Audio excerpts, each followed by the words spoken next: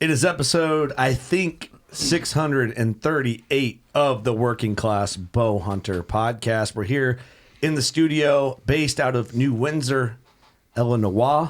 Illinois, that's right. Eric, you're looking damn fine for a man. Hey, right back at you, brother. Rocking that new pocket tee. That's right. See that? Put your can of dip in there. Yep. Put a couple of T25s in there. Lose them. A couple 10mm sockets. So you need a free hand while you're drinking, you know. Put a whole bush light in that pocket. Jordan. What's going on? Young boy, a.k.a. intern in the house. What's up, brother? I don't know. Just here. Hey, be honest. Do you hate the nickname Young Boy? No, I don't hate it.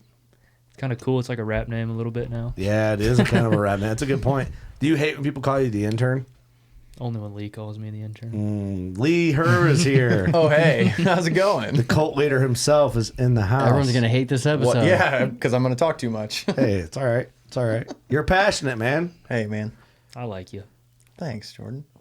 We all like you. You just gay and you lead a cult, dude. It's all right.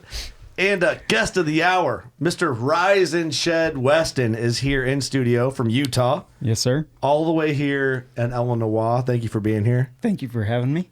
What do you think of the Midwest? Dude, it's different. It's a different way of life out here. Even being out with Lee in Iowa, I just kept on telling him, like, dude, this is so different. Like, even the vegetation, the type of housing, everything was just so different. Like, different good, different bad? Oh, definitely different good. Yeah? Except for the devil bush. The devil bush. So backstory. The devil bush. I was talking to him about coming out here, and he was like, yeah, it's expensive to fly out there one night. I'm like, come out and shed hunt for a couple days, you know, I'll take a couple days off work. So he flew in Tuesday, picked him up, and we shed hunted for the last day and a half, 2 days. Yeah. And then we came here. So, all right, we'll get into the shed hunting thing and the devil bush and all that. So, dude, give us an introduction. Our mostly Midwest audience, arguably worldwide audience. We do have some military bases that listen. Shout out to you guys. Shout out to the troops. Drink for the troops. Drink for the troops. Easy. Shane Gillis said that on Rogan. I thought it was hilarious. It's such an easy, like... We just sent one over to a post across these. Yeah, give him a refund. That was cool. Yep. That's cool. So they mostly Midwest audience. Give the people who don't know, some people know you, some people don't. Of course, with every instance, who the hell are you? I am Weston McArthur, owner of Rise and Shed. I am from Pleasant Grove, Utah. That's where we live right now. Originally from West Jordan. That's where I grew up. And yeah, I do a whole bunch of shed hunting stuff and create content. I'm a filmer, photographer, kind of a jack of all trades in the outdoor industry, I guess you could say. Awesome. Yeah, you're what some people would say, living the dream. Absolutely. So we'll get into a lot of that. Okay, but let's just break down Rise and Shed. What do people need to know about Rise and Shed? What is Rise and Shed? So Rise and Shed, we just talked about this with Eric. My mom used to come in every morning and she would just say, rise and shine. And I turned it into Rise and Shed. And what was a hobby became my full-time business and my profession. And little backstory. So I grew up with a hunting background. My biological father, he raised pheasants, had a pheasant farm, pheasant guide. And then my stepfather was a big game hunter, fisherman, all that stuff. So I grew up, literally went on my first deer hunt when I was 1 year old. And I've just been infatuated with the outdoors, and I love this industry. It's something that I'm passionate about. I love being outdoors. I love hunting. Love doing all the things outdoors. But little backstory. So when I was first married in 2014, my wife and I were just sitting on the couch, and we were actually watching a Hush video, Eric Chesser's Fireball video. Yeah. And I just loved that video. I loved the storyline. I loved everything about it. And we were just sitting there, and I was like, this is what I want to do for a living. And she was like, what, YouTube? I'm like, not necessarily YouTube, but... But yeah. Don't make it sound gay. But I was like, no, I want to get involved with the outdoor industry, and this is how I want to make a living. And she was like, oh, okay, Wes, pipe dream. Yeah. And that was your first wife, or is it still the same wife? No, this is my same wife. Okay. Yeah, I've only been married once. Just checking. One and only. Bless her heart. Yeah. But no, so at that point in time, I was just like, you know what? I'm going to save up some money, and I just want to maybe start my own business at one point in time. Yeah. And so I used to build and maintenance cell phone towers. And we actually had a cell phone tower fire. And so when that happens in that industry, you're done. And so it was me and my dad's company, basically literally watched our company go up in flames. And then I went to excavation for 2 years. And I was literally working in human feces. Poop and pee, dude. Just sitting there sitting there working on a fiber optic line because a bore company had bored through a sewage line and our fiber optic line. And I started doing Rise and Shed in 2016 on YouTube just as a hobby. I'd get out every weekend. How old are you? I'm 35. Okay.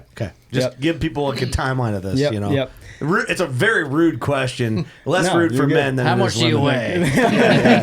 How much do you bench? Yeah. You look. I thought you were way younger than 35 for the record. I get that all the time, but I appreciate it. It's good. Yeah, I have a young heart, young spirit. That's right. There you go. But no, so started the whole YouTube thing with Rise and Shed in 2016, but this is about 2018 that I'm working in feces, and I was just like, I'm meant for more than this. This is bullshit. Like, I should not be doing this with my life. Human shit. Yeah, human shit. Yeah, human shit's bad.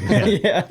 And so my wife and I had already talked about me doing Rise and Shed full time. We had a financial goal that we wanted to get to. We had got to it, and I kept on doing excavation for a couple months after that. And after this day, worked a 16-hour day, and I will just never forget it. I get done. My buddy Braxton, who I was working with, he's like, dude, this sucks. Like, why don't you just do Rise and Shed full time?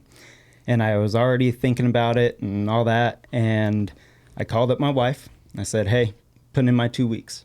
And she's like, all right, let's do it. And then I actually called Eric because I actually became friends with Eric. Chesser. Yeah, Eric Chesser. Yep. Because he actually lived only like 20 minutes away from me. Mm-hmm. Good dude. Good yeah. dude. Oh, great dude. Like, he's helped me out more than anybody in this industry. Mm-hmm. And so, yeah, I call up Eric. I'm like, hey, going full-time Rise and Shed. And he's like, hell yeah, dude. Like, I've been waiting for this phone call.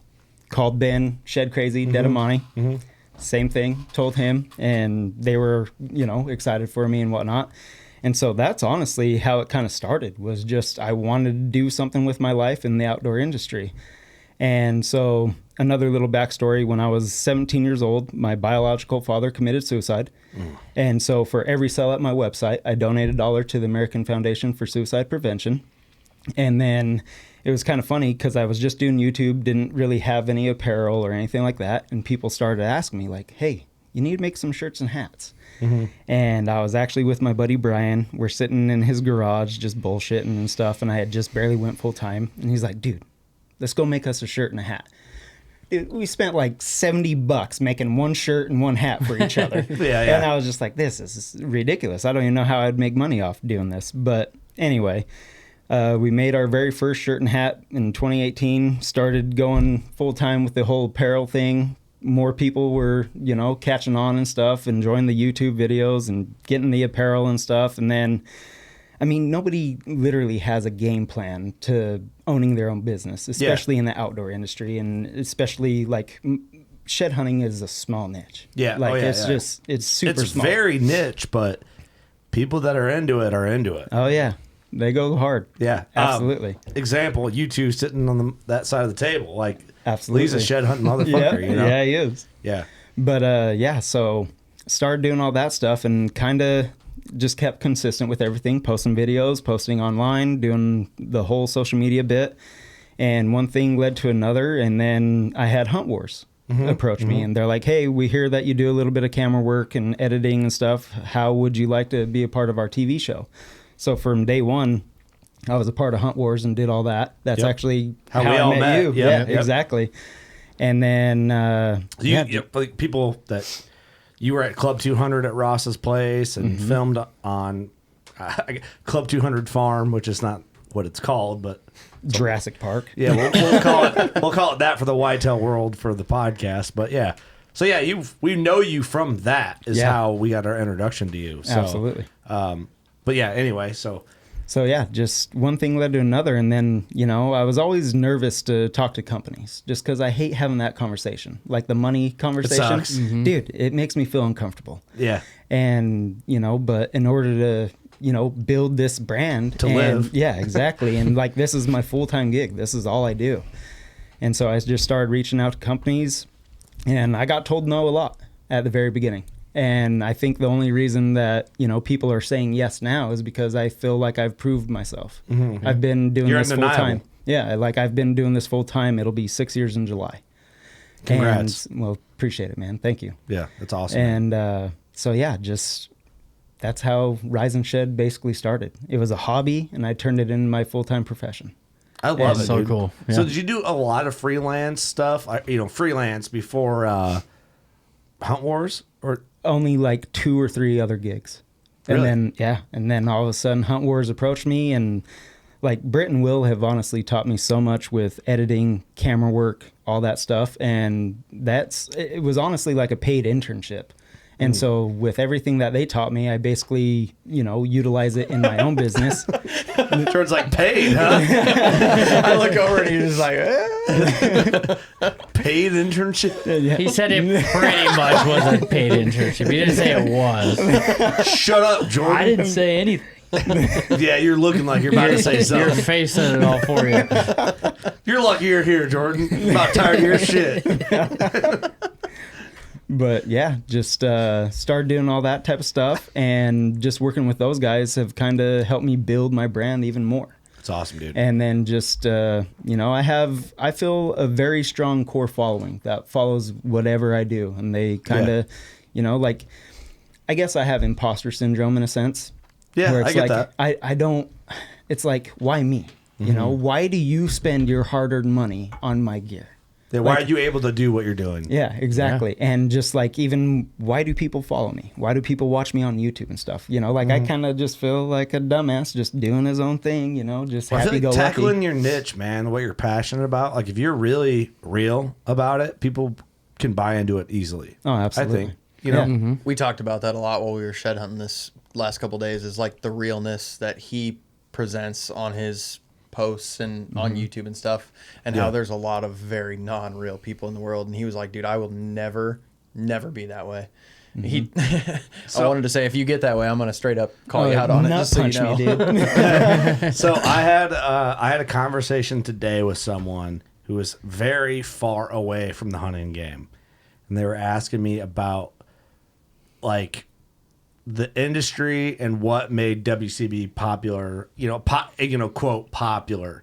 And I was trying to explain to them, and keep in mind, this person has no idea about the internal realm and niches within the hunting industry. And I told them, network television has everybody programmed to be a certain way, like prim and proper, don't say kill, it's harvest. Burp, burp, burp. They're very origami into this, like, we love the juries, but what the juries are now on national television, that's the standard of what almost suit and tie-esque. Suit and tie-esque is a good way to explain it. And when we did we were new to hunting podcasts, but podcasts were new. Hunting podcasts were even fucking newer, and we were ahead of the game. And we were the first people that said fuck, drink beer, called people pussies, called people gay, and it, just because it's what everybody does, but we did it in the industry, so that's how we got some like. We just following. recorded it. But I was explaining to this person this, and they're like, I had no idea. All the hunters I know are what you just explained. I'm like, exactly. Yep. The metal militia. And it's crazy. Yeah, Jordan made up an analogy that we're the metal militia of trade shows or hunting industry. Of like the hunting industry, I feel like. Yeah, Just- and if you follow dirt bike stuff, that makes sense. But if you don't, then it doesn't. But I don't know where I was going with that. But explaining the realm of that we're in to someone who has no understanding of hunting, it's hard to explain. Like, It is. So being real in what you do and showing your true passion, it gets people to relate to you, and that's the most important thing. Whereas if you were like, wow, this shed's kind of chalky, not real excited about this, people are like, what the fuck is this guy talking about? You know what I mean? It's like, it's easily seen through. Yeah. Well, and I even have people that love to watch my morning stories. Because, dude, I wake up, bedhead, I don't give a shit what I look like. Yeah. And I'll just tell them, like, you know, whatever happened the day before or the week before or whatever. And I'm just real with people. It's just, I'm being me. And, like, I've even had people comment, like, dude, why don't you, like, look more presentable when you get online and stuff? And it's Shut like, up. No, it's like, I don't care. Yeah, who like, I cares? have nothing to prove to anybody. I got a fun story for you. Just saying that, it's like, why don't you look more presentable? I think I know where you're going with You this know one. exactly where Oh, I'm yeah. going. We're at ATA show one year, archery trade show. This is probably our second or third of the year there. There's another podcast that I don't even know if they're still around, honestly. And I just got one arm. They were like the biggest at the time. Well, they thought they were. Right. They're not. And no one really listens to them. And we'll be honest. Who do you know that listens to this podcast? I'll fucking say it. It's a big buck registry. So I've never heard of that. these So guys I've come never up done to anything. us, and I think they're good dudes, but they came up to me. I'll never forget this. Just because it was like, fuck you. It came up and they go, you know, if you maybe dress a little more presentable, people might take you more serious. And I go, well, that's why I just got my whole right arm tattooed.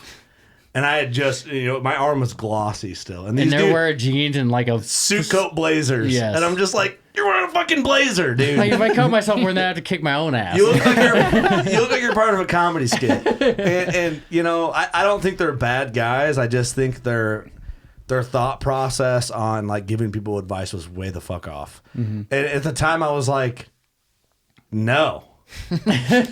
You know, because I did the thing. Like from the time I was 18 till I was 24, right before we started the podcast, I was at ATA show helping brands and trying to be this pro staff kid, and took my gauges out, and I wore the collared shirt to ATA show. Then we started the podcast. I'm like, that shit's so fucking gay.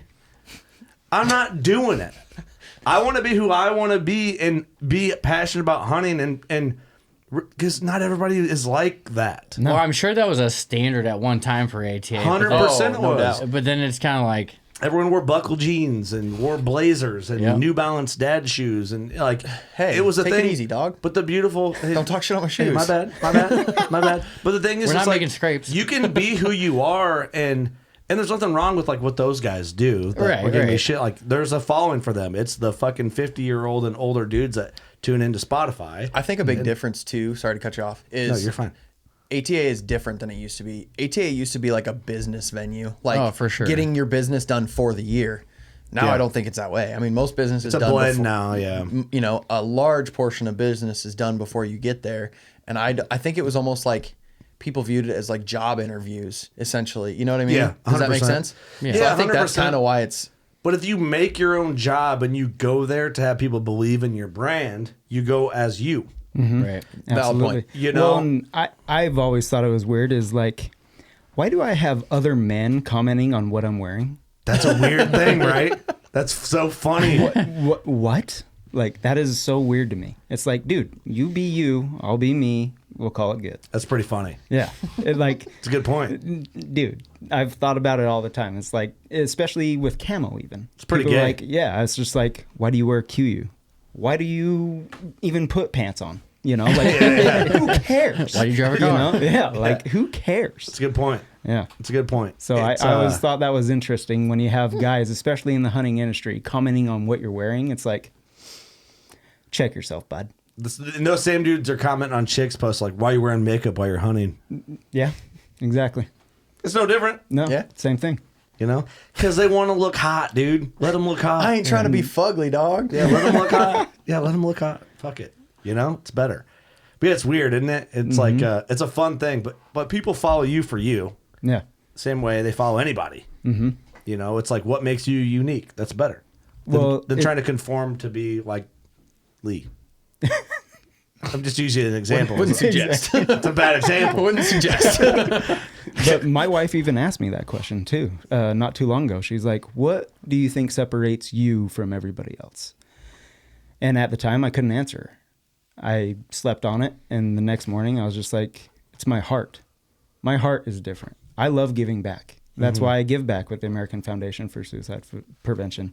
And I have another event called Shed and Tell, where people bring out all their sheds and all that stuff, their dead heads or just keepers, you know. But every year we always give back to either an organization or a person that's in need or something like that. That's awesome, man. That's my heart. That's just who I am as an individual.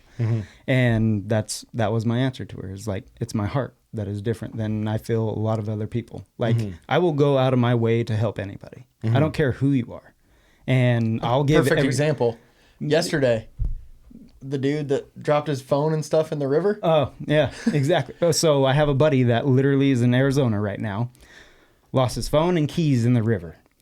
And he used his buddy's phone to get a hold of me. And I was even asking, I was like, who is this We were guy? driving, and he was like, who is this? And why are they calling me? And he just kind of let it go to voicemail, and then he got a Well, he text called message. like 3 times Yeah. in a row. And I was like, I might have to answer this. you know? Yeah. What's going on? And so I answer it, and he's like, hey, this is Christian. He's like, I lost my phone and my keys in the river. I just wanted to reach out to you because I figured you may know somebody that's coming down here and stuff. And I was like, I honestly don't know if anybody's coming that way, but let me make a couple phone calls. And I made 2 phone calls. One of the guys was actually heading down to Arizona. I got him in touch with his dad, and now they're getting helped out in Arizona right That's now. awesome. No shit. Yeah. And so it's like just random things like that always happen, though. It's like I feel, I don't know.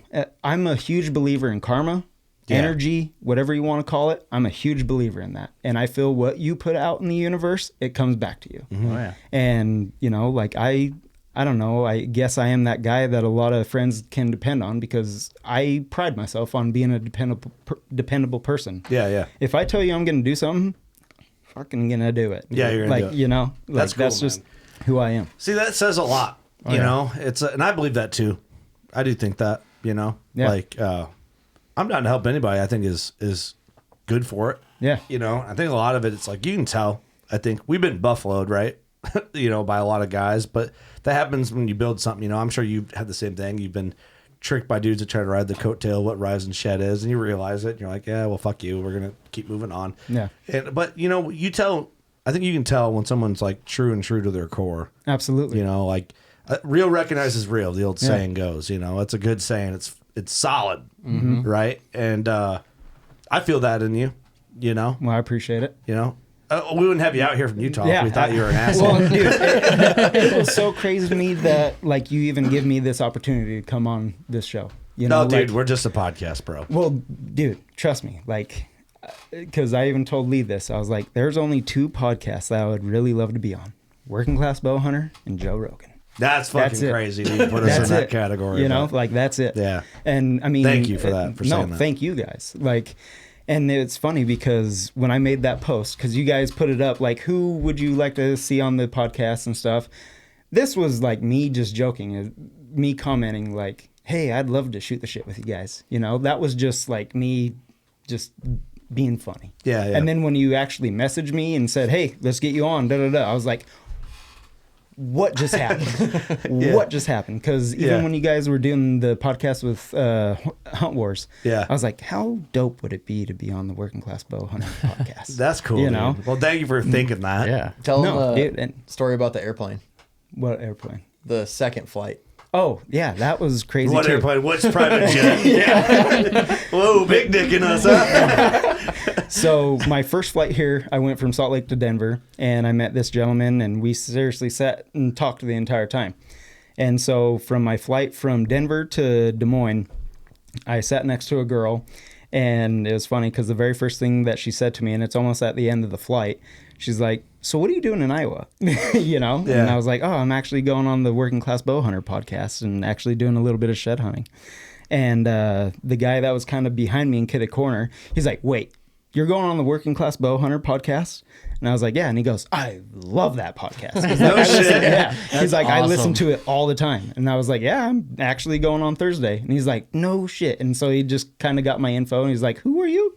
You know, and Dude, I was that's wearing awesome. my hoodie Yeah, he and told me that, stuff. and I was like, that's gangster. That was awesome. It was That's badass. fucking cool. Yeah. Dude, we got recognized in Utah 2 times when we Yep. were there for to the Mountain Ops elk hunt. Mm-hmm. And then I got recognized. This is the shit that blows my mind. I got recognized in Indiana on the way to Texas flying out of Indy with Joe. Some guy comes up. Oh, God, I'm sorry, I forgot your name, brother. I know you're listening. Kurt Geyer in the wild, and I'm like awkward trying to figure out how fucking Southwest flights work, and I'm like walking around all nervous. He's like, and I'm like, I don't know where my family is, you know. I'm lost. Help me, you know. He just caught me with my ass and dick out, and then it's just crazy. Yeah, I got recognized at a children's museum in the middle of Wisconsin.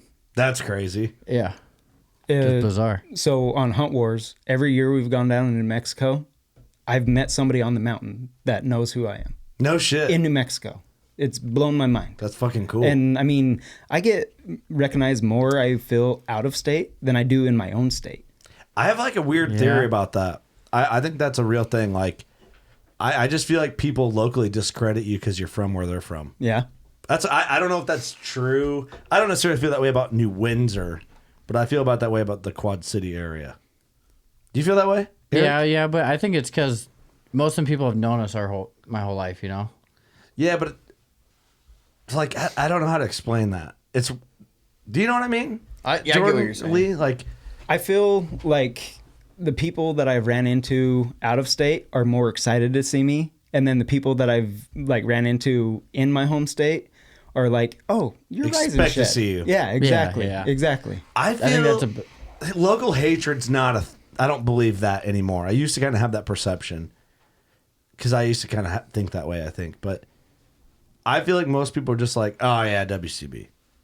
Well, it's like you run into someone out of town, they're like, oh, shit, yeah, you guys are like getting popular. Yeah, you're big time. Yeah, big time. Yeah. And I don't think that. But it's a weird local perception. It's a weird dynamic. No, I get you. Yeah, And I think absolutely. I'd be like, imagine if you're homies with like Eric Chesser from the same hometown, and he's like the biggest in hunting YouTube. And maybe you'd be like, yeah, Eric. But maybe you didn't mean to say it like that. Maybe you just say it like that because you've known him. Yeah. Or have like known of him. Yeah. You know what I mean? Yeah, absolutely. Maybe it's 'Cause that's kind of what I was saying, Maybe it's like- unintentional. Yeah. well, there's even been times that I've gone over to his house and did a story or something like that, and I'll have people hit me up and like, "Oh my gosh, you went to Eric's house? You know, that's so cool!" Like, Yeah, I he wish I wa- he was wasn't friends home. with Eric. Yeah, He's just taking videos outside of his house. Yeah, I'm here at Eric's house. I hunted with Eric and Ben in Mexico for that Coos deer, and I knew they were big, but like you go to Western Hunt Expo and you're like, oh, those guys are the biggest. yeah, absolutely. You know, I hunted with the Michael Waddell of the West, Right. but we're in a fucking house in Mexico. You know, like just chilling eating deer nuts with Eric Chesser. You know what I mean? It's like. To me, he was just a cool cat, Yeah. you know. And we did a podcast a podcast in Mexico. But it's like, I guess if I was from the West, I might have been more like, holy shit, it's Eric Chesser, you know, like. Well, I'm also the type of person that doesn't really necessarily put a person on a pedestal. It's like they're human just like you and I. They bleed like me, breathe like me, all those things.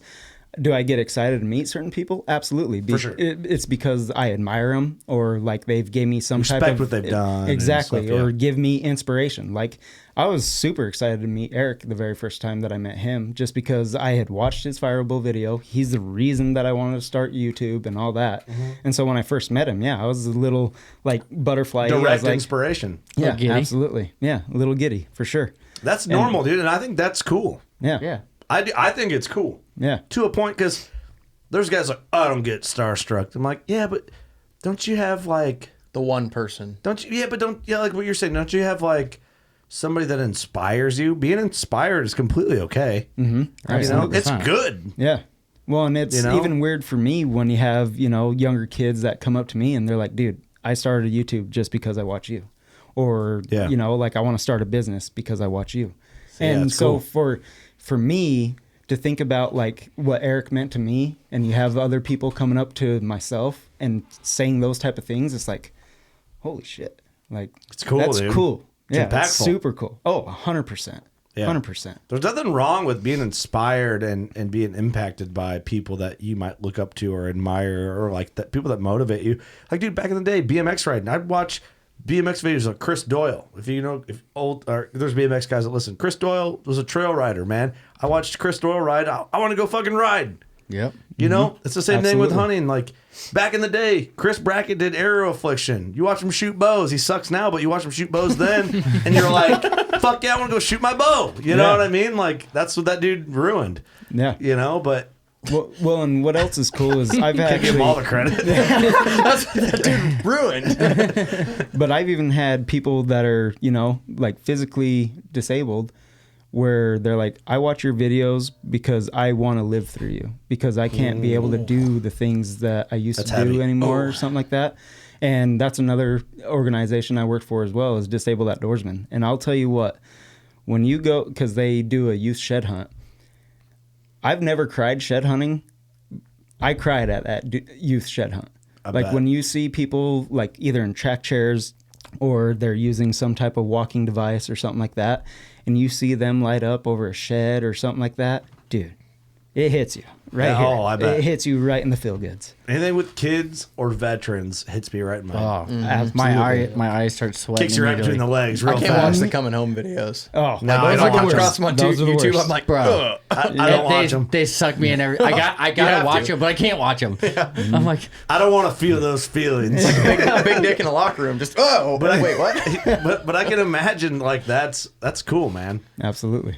All right, we're gonna steer off course a little bit, but we're gonna steer back eventually. We'll steer back, promise you. Okay. If not, you'll steer us back. Fair enough. it's like you're putting the sunglasses on for a second. No, I can. Give me a little bit of time, Eric. Let me drink like Okay, three okay. of these, 3 or 8 or more of these light I beers. had to look over and check and see if you had them in your pocket or something. Nope, I don't have these loopholed glasses on me right now, but I could run out to the Subi and get them. The old Outback, the old Panty Soaker 5000. I don't know if we're ready for that. We can go get them. We'll talk though. Western guy in the Midwest. We talked about the devil bush. Well, let's get back to the devil bush. Let's finish the devil bush conversation. I want to know what the devil bush is. What is it called? The Multiflower rose. Oh, AKA a thorn bush. My buddy calls them wait a minute. I like that. Because you go in and you're like, hey. wait a minute. Yeah, I hey, like that. bleep that out because there's a T-shirt in there somewhere. Dude, they are the worst. My dad Oh. always used to say God was pissed when he made these. Yep. Well, and I even said that today. I was like, why does some shit exist? Yeah. Like, what was the purpose behind this bush? It I sucks. almost lost an eye for one of them. Dude, if you go in there in a hurry, if you see a big shed inside one, you get in there, you can lose an eye. That's exactly what I did. Because like sometimes when you get stuck in one, you can like You just get kind of pissed off. I spin out of it. I spun out of it and it came back and like cut my eye, I had the same thing about sliced 4 my years ago. contact and everything, and it was bad. So we were shed hunting like one of the first spots, and we went through a spot. So they don't have this shit out west. No, that is the devil's bush, bro. You guys can have that. Keep it. We were shed hunting this first spot, and it's like, I love it how Florida it is to to him. us, it's not thick. Like there was like 2 or 3 of these freaking multiflower rose Shit, we bushes. just walk through and just like glance over. Nothing. it. Like Yeah. it's not thick, and he's like, "What is this? This is so thick, and this sucks." I'm like, "Oh, just wait, dude." You haven't even think I of said, it yet. "I'm purpurposely at some point taking you to a thick Yeah, spot you gotta just so you crawl can through some shit. experience it." And he did. Yeah, oh yeah, we did. Asshole. The Midwest experience. Yeah, look at this. Look at it. We got his video playing right now Yeah. on YouTube, and it's just That's what like he's used to walking. Yeah, you see it shed it's- that white. It's open. It's awesome. you can see a glass shed for days. a mile away. Yeah, the G2 had absolutely. been chewed right off that motherfucker, that white. Yep.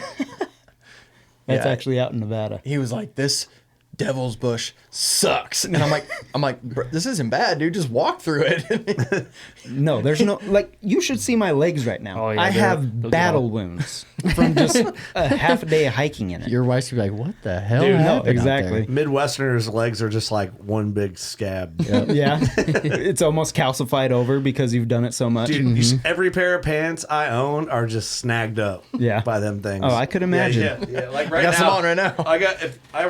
Dude, you can see just tears in mine right now. It's like you run your hands down my thighs and just feel where I've tried to burn out all of the multiple rose snags. You know. But yeah, so I'm glad you got to experience that. Oh, it was lovely. It was awesome. We took you through about every type of terrain. Yeah. We hit some like open pasture ground. We hit some ag fields. We hit some open timber. We hit some thick timber. We hit some river bottom. So what do you think about shed hunting in this terrain? Like, kind of break it down. It's compared to what definitely you- different. It's definitely different. And it was funny because he's like, I hardly use my glass. And I'm out there, 10 minutes? I glass up a shed. I'm like, how do you not glass? You know? I glass. And, Yeah, I mean, I do, but not, like he finds 65% of his antlers yeah, from glassing. from sitting and We're glassing. finding with just spines. arrowhead after arrowhead here in the videos.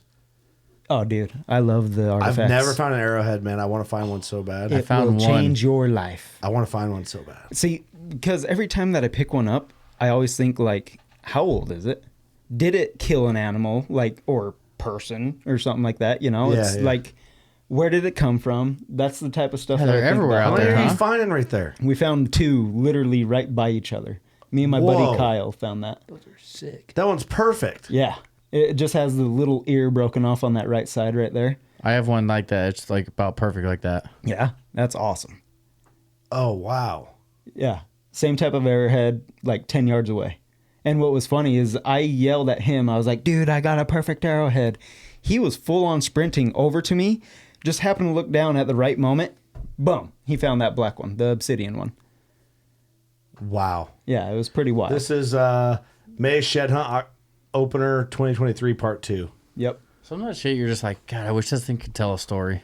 Dude, well, and I even think the same thing about sheds, though. Oh, yeah. Everything's unique. You know, that's what yeah. I do love about shed hunting is this shed is mine and nobody else can ever have it. Right. You know, that's Yeah. unique to me. And then how Lee has years of history. Oh off yeah, we some went bucks through and stuff. like all my sheds and deer Yeah. and stuff, and he was just like, like because there's one I have 3 sets of not sets, but 3 different years of sheds off the deer and like a backstory on how it got killed, and he's like, it's just wild how like I have history with so many different deer, you know, because out there, I mean, See, look at you all don't them see elk that. sheds, man. That's incredible to me. Yeah, we had a killer May opener. I want to find a big brown elk shed is like my... Look at that pile. Come on out, dude. Dude, I'm in. Come on out. We Let's should go, do dog. it. We should do it. It'll be fun. Dude, all right, so continue breaking down like the Midwest like shed hunting experience. Like, did you enjoy it? Was it what you thought it was? Like, what? No, absolutely. I mean, I just love experiencing new country in general. Mm-hmm. And so being in the different type of vegetation, being in just a new state, finding just whitetail sheds. And we talked about this earlier. Yeah, okay. Dude. We're going there? Yeah, we'll go there. I will say whitetail sheds are cooler than mule deer sheds, or just whitetail in general are cooler than mule deer, just because dude, look at every single one of these bucks in here. They are all so different. Just a different frame, different tines. It's just, I think they're cool. I love them. I love hearing that because we just did a couple podcasts in Utah. We did one with Kendall Card. And Kendall gave mad props to the whitetail world, you know? He did. And then we did one with Brian Call. And he also gave props to the whitetail world, even though I do feel he was very biased to the mule deer world, which most guys are. You know, like we were out of our realm at Western Hunt Expo doing, you know, we didn't belong there. Yeah. You know, like... You belong there. Come on. Yeah, I'm kidding a little bit, you know, but it's like I feel like a lot of mule deer elk guys discredit what we do because they don't understand it.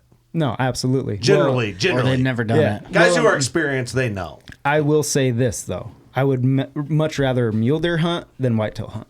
Yeah, I will say that. because of the spot and stock factor. No, just for the type of country. Oh. Like, I love being in the high country and just, it's... So how I think about it, mule deer versus whitetail, you guys put in a lot of homework. You do a lot of different stuff to set up your stands and all that. I feel we do more physical labor. And I feel it keeps you in shape and just the type of scenery that you see in the mountains rather than, you know, out here.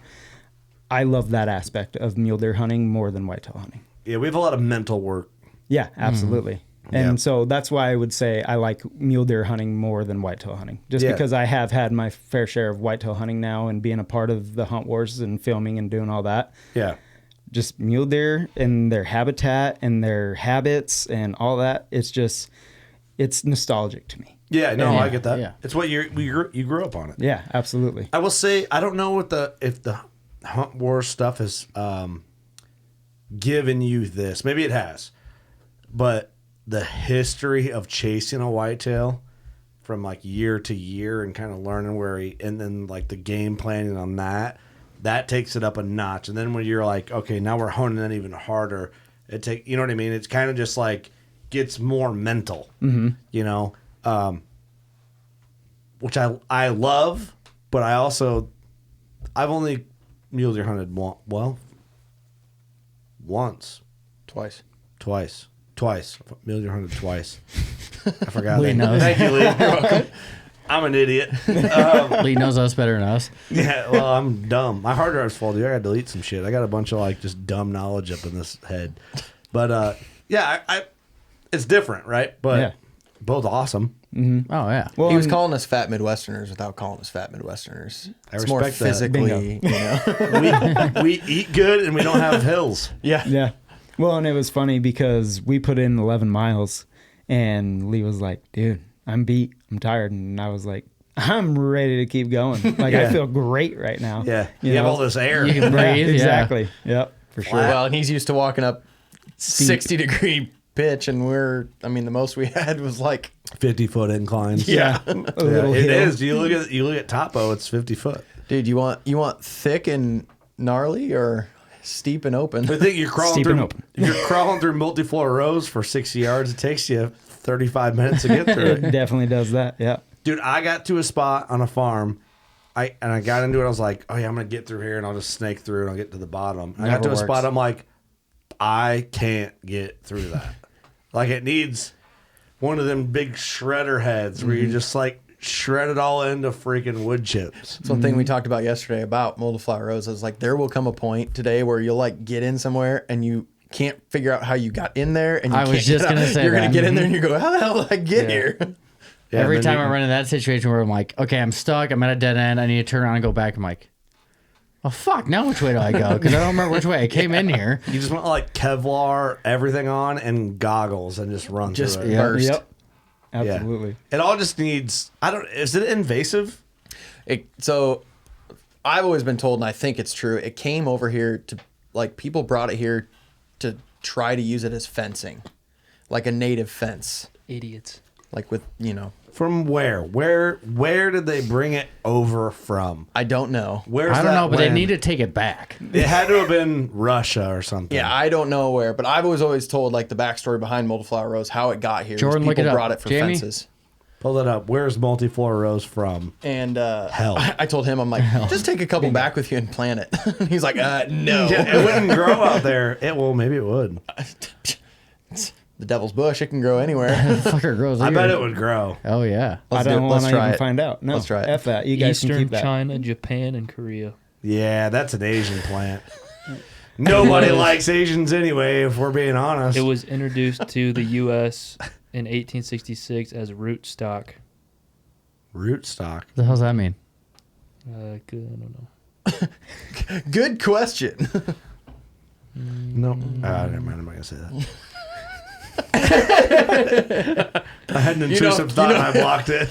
So, if Kurt's cutting himself off, it's a good one. Fucking here, Norton here. antivirus just popped up. The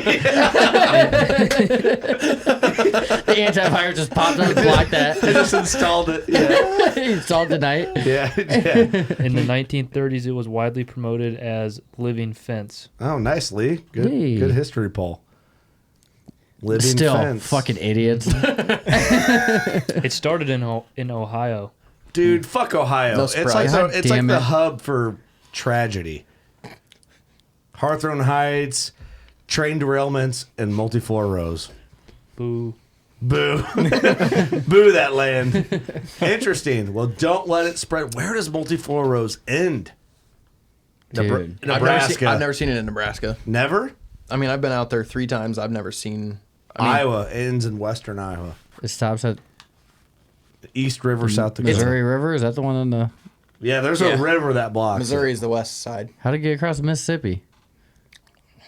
Swam. I'm sure it was. It started in Ohio, but I'm sure people brought it to plant it and move it. Ben Rising, damn you. I'm just kidding. Shout out to Ben It's Rising. in That's Washington a and joke. Oregon.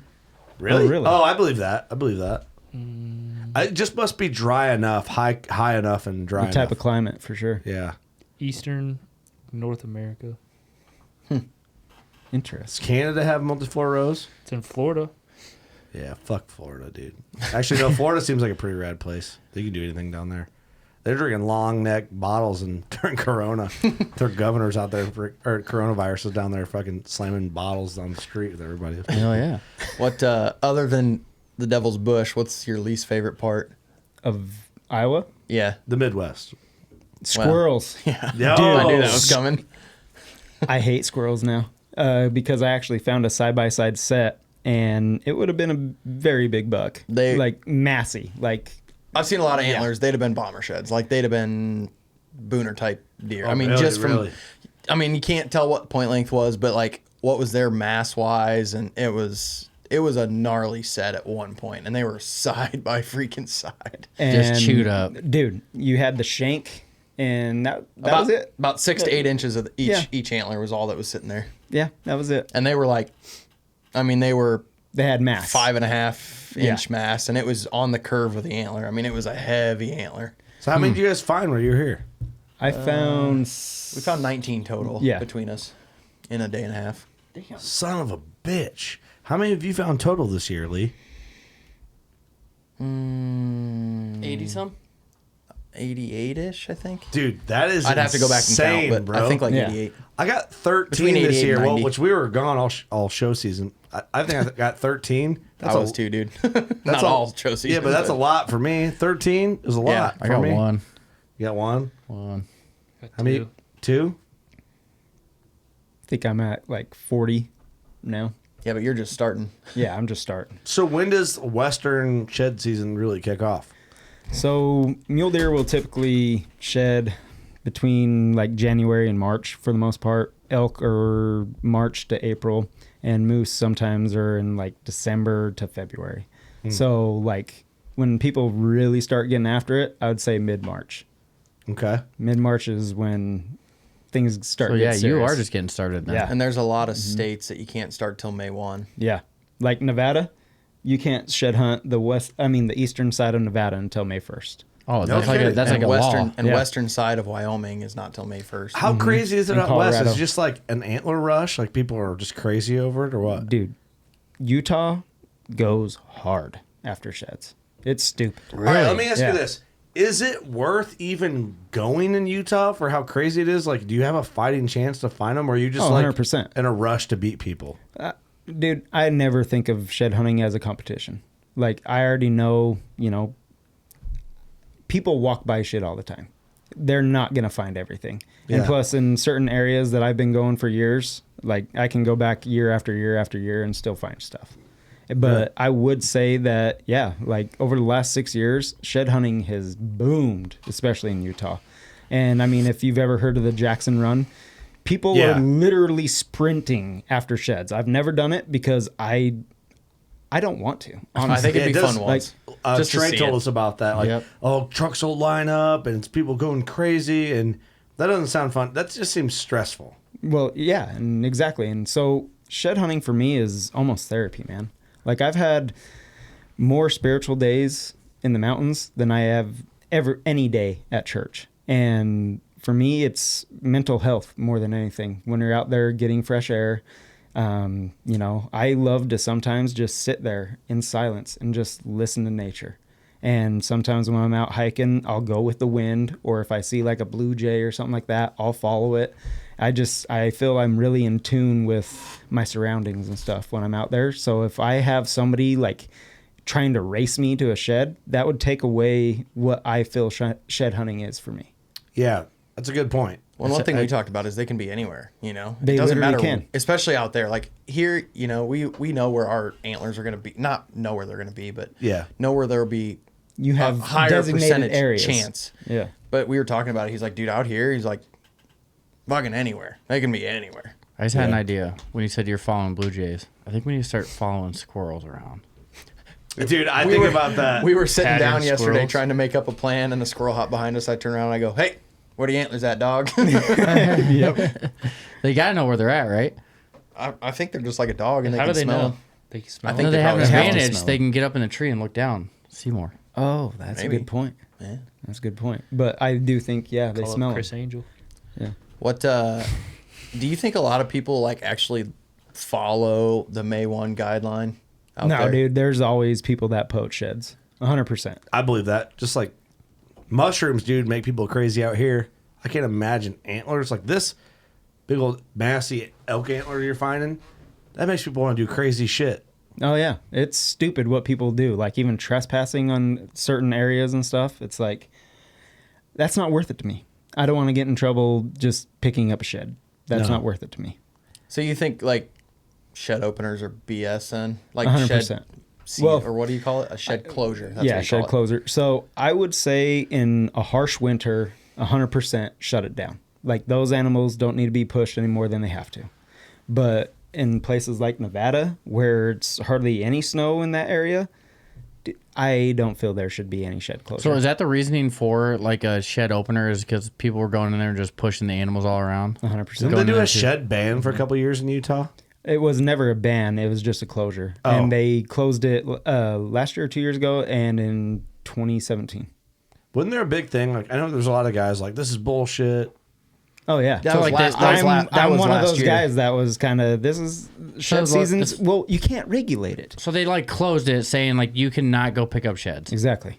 at all. Well, because Through you the can whole still state. go hiking. Yeah, you can still go hiking. And so this is what pisses me off about a shed closure is you still have all these other activities that you can do in the exact same areas, but they just shut it down to a shed hunters. So activities like dog walking, hiking, Photography, snowmobiles, everything. Like there's literally a cow elk hunt in Utah that goes until January 31st.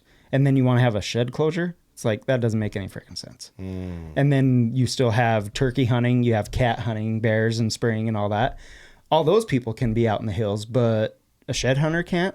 Can't Doesn't go make any hike sense. to find an antler. Yeah, and I feel people that are like passionate like myself, we're going to be respectful of the animals anyway. Like Right. even if there wasn't a shed closure, I'm not going to go after animals to chase them to try to make their antlers fall off. That Right. makes no sense to me. Yeah. That people even do that. And if people were smart, they would leave the animals alone because all those bucks or bulls or whatever are all going to shed within the same area. Yeah, And then yeah. instead of finding one or two spread out, you're going to find like 10 to 20 in the same area. But people, like everybody has bad eggs and stuff and their own niche and whatnot. And it ruins it for the honest people when you have a shed closure. Because there are definitely people that will still go out and find sheds during a closure. Yeah. And they'll poach the sheds and all that stuff. Yeah.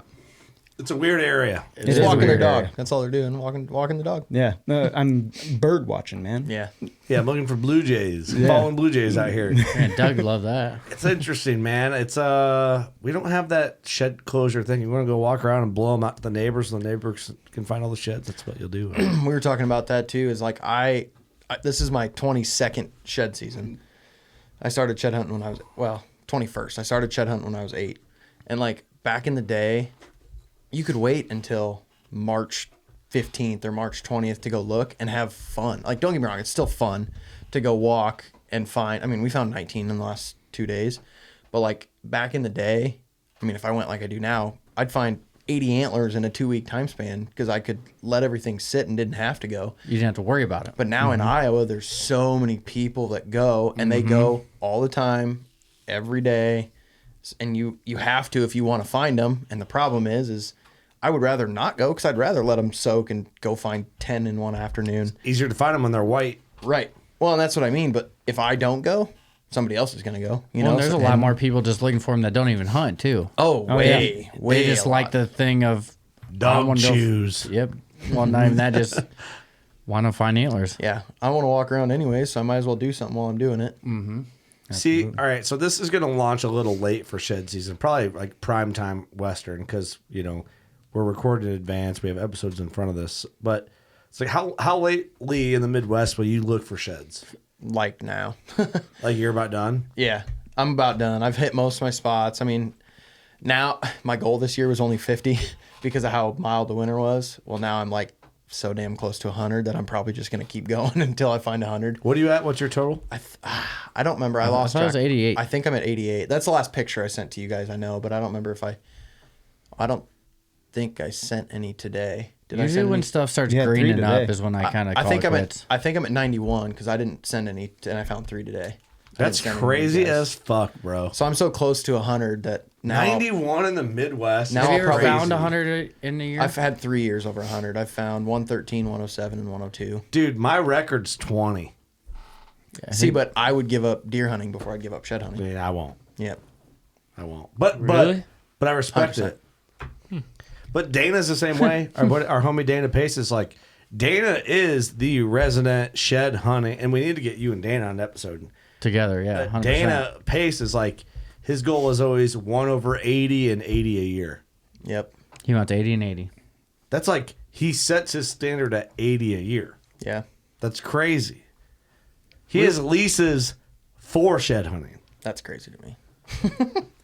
we were talking in the group the other day, like amount found in lifetimes and stuff. And him and I have been shed hunting about the same amount of years. I just started when I was way younger because it was not a thing when you guys are only what, 35? 30. I'll be 34 this year. 34. I mean, you're not that much older than me, but I've got people who are like 10 years older than me, and they're like, people didn't shed hunt. Like, No. until the last 15 years, nobody shed hunted. You know, Yeah, that's when I was crazy. growing up shed hunting, we were talking about it today. I would walk home from school. It was just right over 1.5 miles from my house to school, and my parents I'd ride the bus in the morning, and during shed season, I'd walk the fence line home, like every day during shed season, and I'd find 25 or 30 along that 1.5 mile stretch of fence line in a year. And that was the only shed hunting I did, you know? So what was shed hunting like? Has shed hunting always been big in the West? I wouldn't say always, no. Really? Yeah. Is it like a last 15 years type thing? I would say even like the last 6 to 7 years, blown up. So many more people do it now. Really? Oh, yeah. Absolutely. Is it Well, and just you the have antler assholes craze? like me that start their own company just doing shed hunting. Look you at know? me on YouTube. Yeah, exactly. That makes sense. That See, makes sense. but even the whole reason why I started YouTube wasn't just to like make money and do all that. Like for me, I love the memories. I love, seeing people do something that they love. Mm-hmm. And for me, like now that I have a daughter, they're home videos. That's Right. how I kind of think of it. Like if anything were to happen to me, my daughter could go on and know like what I sounded like, what I looked like. Yeah, know, what you're and- passionate about. Exactly. And so YouTube to me now is home videos. Yeah, it's a of good course, way to yes, put it. I'd make a living doing it, but it's more than just making a living off of it.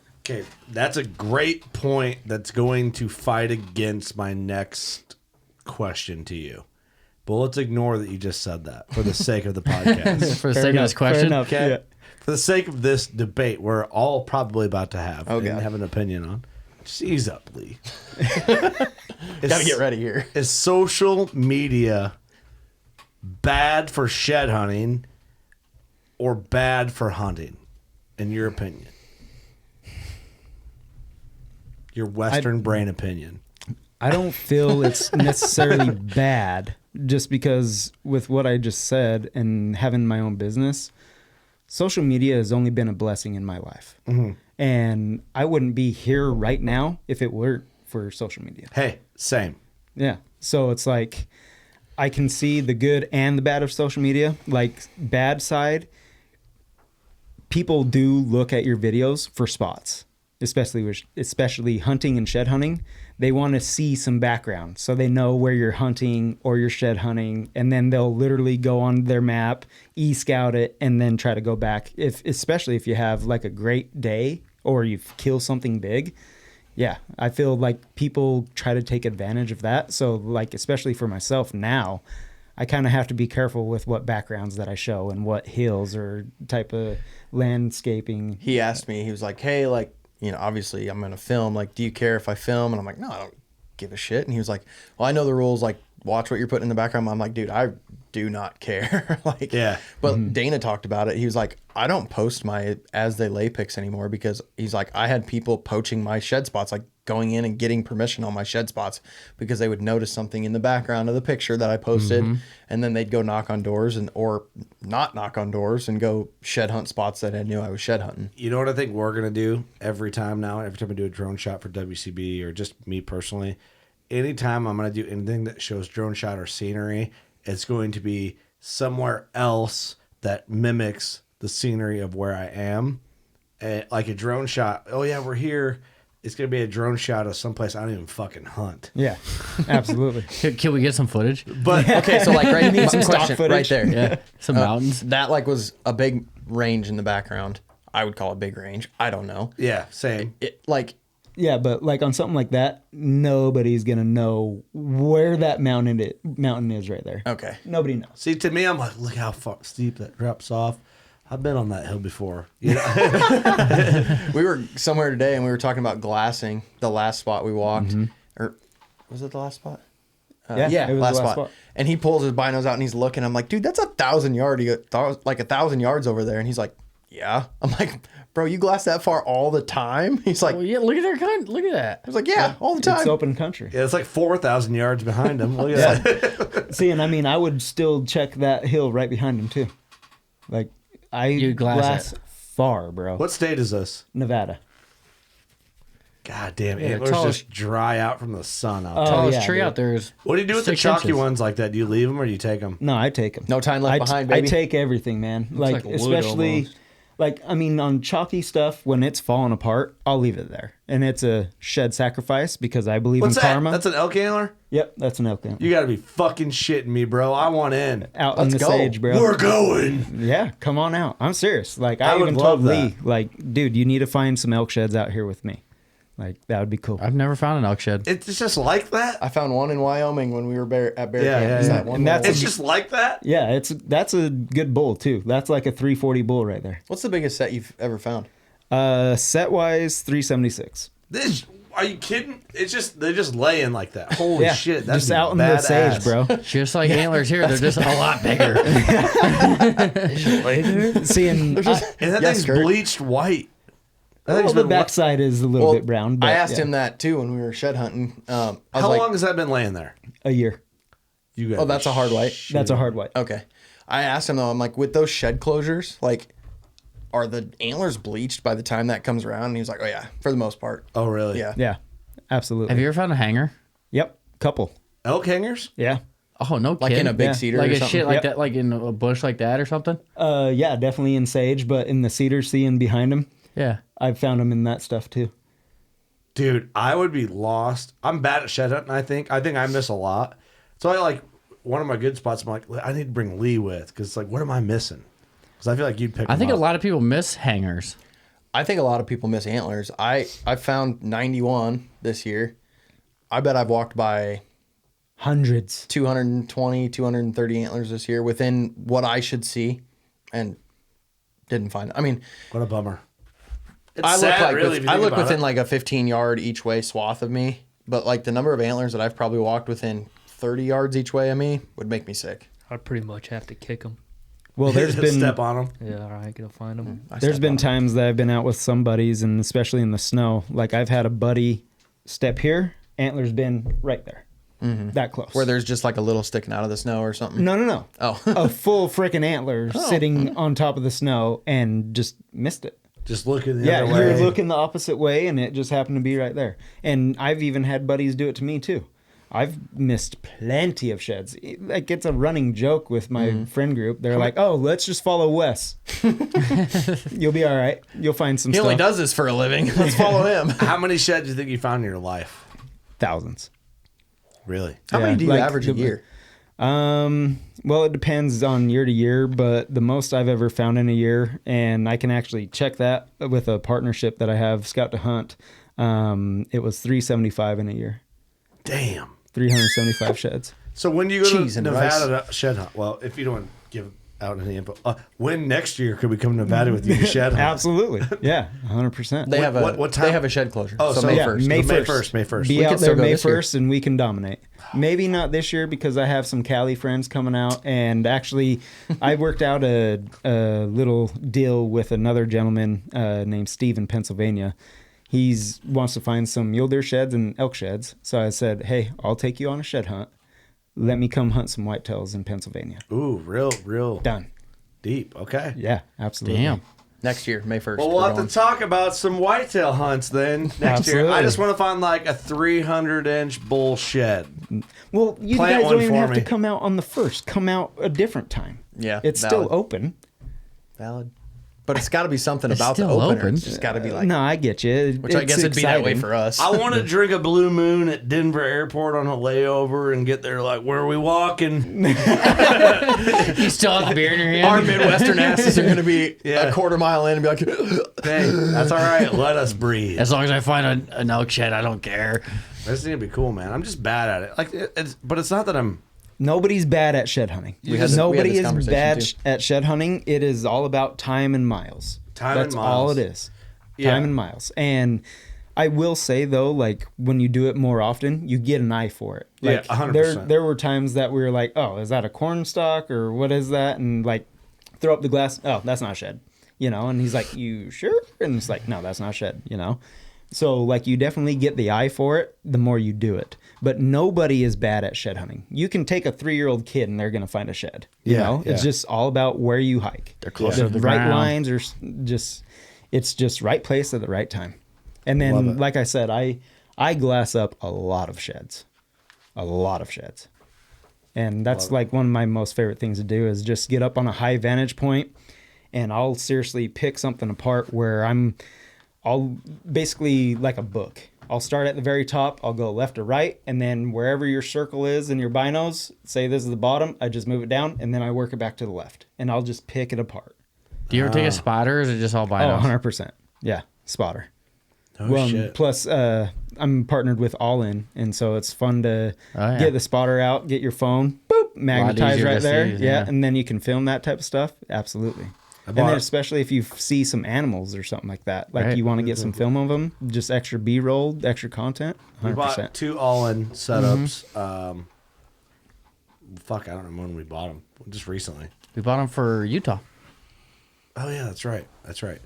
I bought them for the kids in the backyard. I live in the country and deer walk in the backyard, so I bought them so I can, because they can't look through the spotter. They don't, you know. They're like, yeah, I see it, and it's looking at the wall, you know. So, you're like, yeah, I see it. The deer's over there. You know, they don't No, know. you don't. So I put my phone on there, so when they're all like, "Let me see, Dad," you know, I got the phone on it. I'm like, "Look at it," you know, and I can just record and take screenshots and show them. So Yep. that's, you know, we bought them for Utah, but that's where it for in the Midwest. That's where it you know. shines. We don't get the glass like that. You know, Yeah. very rare instances. You know, like my buddy Todd shot a real giant typical a few years ago.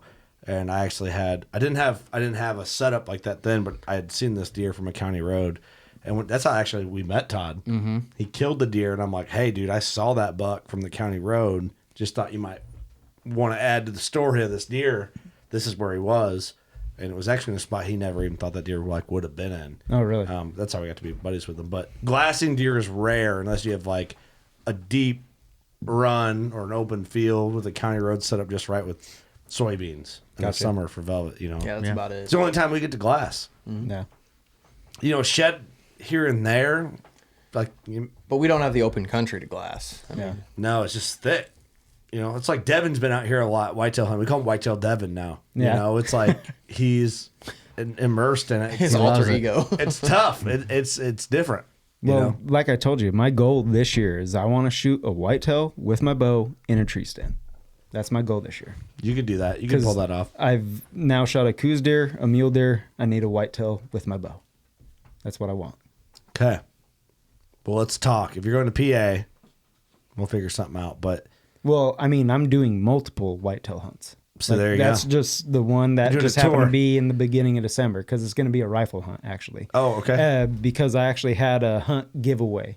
So people signed up for my t-shirt subscription, and I'm just going to draw somebody at the end of close to the end of the year, and I'm actually going to be taking them to Pennsylvania with me to shoot a whitetail. That's That's awesome. awesome. So Well, you know, whitetail hunting really is hunting deer without knowing 100% where they are. yeah, It's hunting deer with like not seeing them, Yeah, 100%. which I feel like mule deer is the opposite. You're hunting deer, you Spot find and them, stalk. you find them, then hunt them. A lot of it is guess and check, yeah, or now it's your best guess from Yeah, you just hope they show up. from prior experiences. yeah, Yep. it's History, MRI, all that jazz. educated guesses. Yeah, Really. no, absolutely. And I feel like that hurts egos saying that. Hurts a lot of whitetail egos saying it's educated guesses. I mean, dude, you don't know where an animal really is going to be. No. Absolutely not. No idea. Well, just like when you go to a draw, you're like, I think he's going to be in here. There he is or there he isn't. Mm-hmm. You know? Well, and it's like, how come, if that was the case, how come you don't see the same buck every single day that you sit the same spot? Exactly. All right, let me ask you this. So the West, changing gears a little bit. Let's get into it. I'm trying to get you worked up, Wes. It takes a lot to get me worked up, man. Okay, we'll get this. I'm going to attempt it with this. Let's talk trail cams in the western states. Okay. Because did Utah ban cams? Absolutely. Well, you can only use them through a certain part of the year. Did And Nevada ban them? I'm not sure about Nevada. I thought Nevada did. I might be There's wrong a on state that completely banned them, right? Or no? Arizona. Okay. Arizona, you cannot run trail cams at all? Not that I know of. I'm pretty sure they got rid of it through the whole year. And us, we can only do it, I think it's from like January 1st to July 31st. So you cannot use a camera in order to aid a hunt. January 1st. To July. Okay, To so then July. you can't run them through the fall. Yeah, you cannot. So there's use really a no camera. point in running them Bingo. You can't even scout and know what's in the area. because really. that's not the area they're going to be come hunting season. Exactly. Stupid. So stupid. And I don't agree with it just because a camera does not kill an animal. Right. I mean, yeah, if you had a cell cam and, you know, like it pops up on your phone and like, oh, he's at my camera right now, you know, that's different. Yeah. I've only ran cameras where you have to go hike your ass in there, And check pull it. out the card, check it. And I feel cameras more or less like help you know what's in the area. It doesn't necessarily mean that just because this buck walked by on this day that you're going to kill it.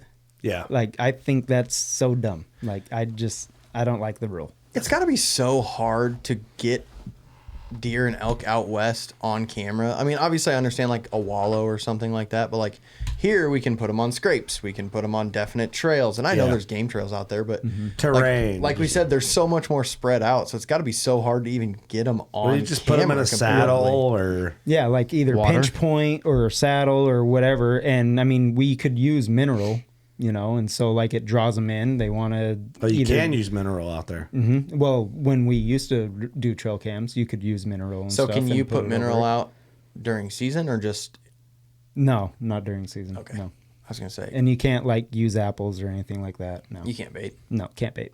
So you're not backpacking corn up there. No. Well, and I never did that in the first 25 place. pounds of corn. He never seen corn until he came out here. Dude, a whole just straight hard kernel corn would You ever- fuck a mule deer up, I bet. Oh, I guarantee it. Very much so, because they're not used to those Have carbohydrates. some of this. You ever heard of Big Time? It's a big time I right have, here. actually. Dude, turning 96 coups into 140s overnight. Just the growth hurts. Stud coos buck. They got growing pains. It probably would fuck him up, wouldn't it, if you Oh, just yeah. gave him a pile of Well, corn? because they've never had any Well, look at that carbohydrates. terrain. It's like, yeah, we're sage to carbs. Yeah, Or whatever the fuck it they've is. never Yeah. had it. So when you feed a deer corn, that's why like just putting out a pile of corn is really bad for deer because it changes the bugs in their stomach and how they there's different bugs that digest forages and like shrubbery that digest corn, beans, grains.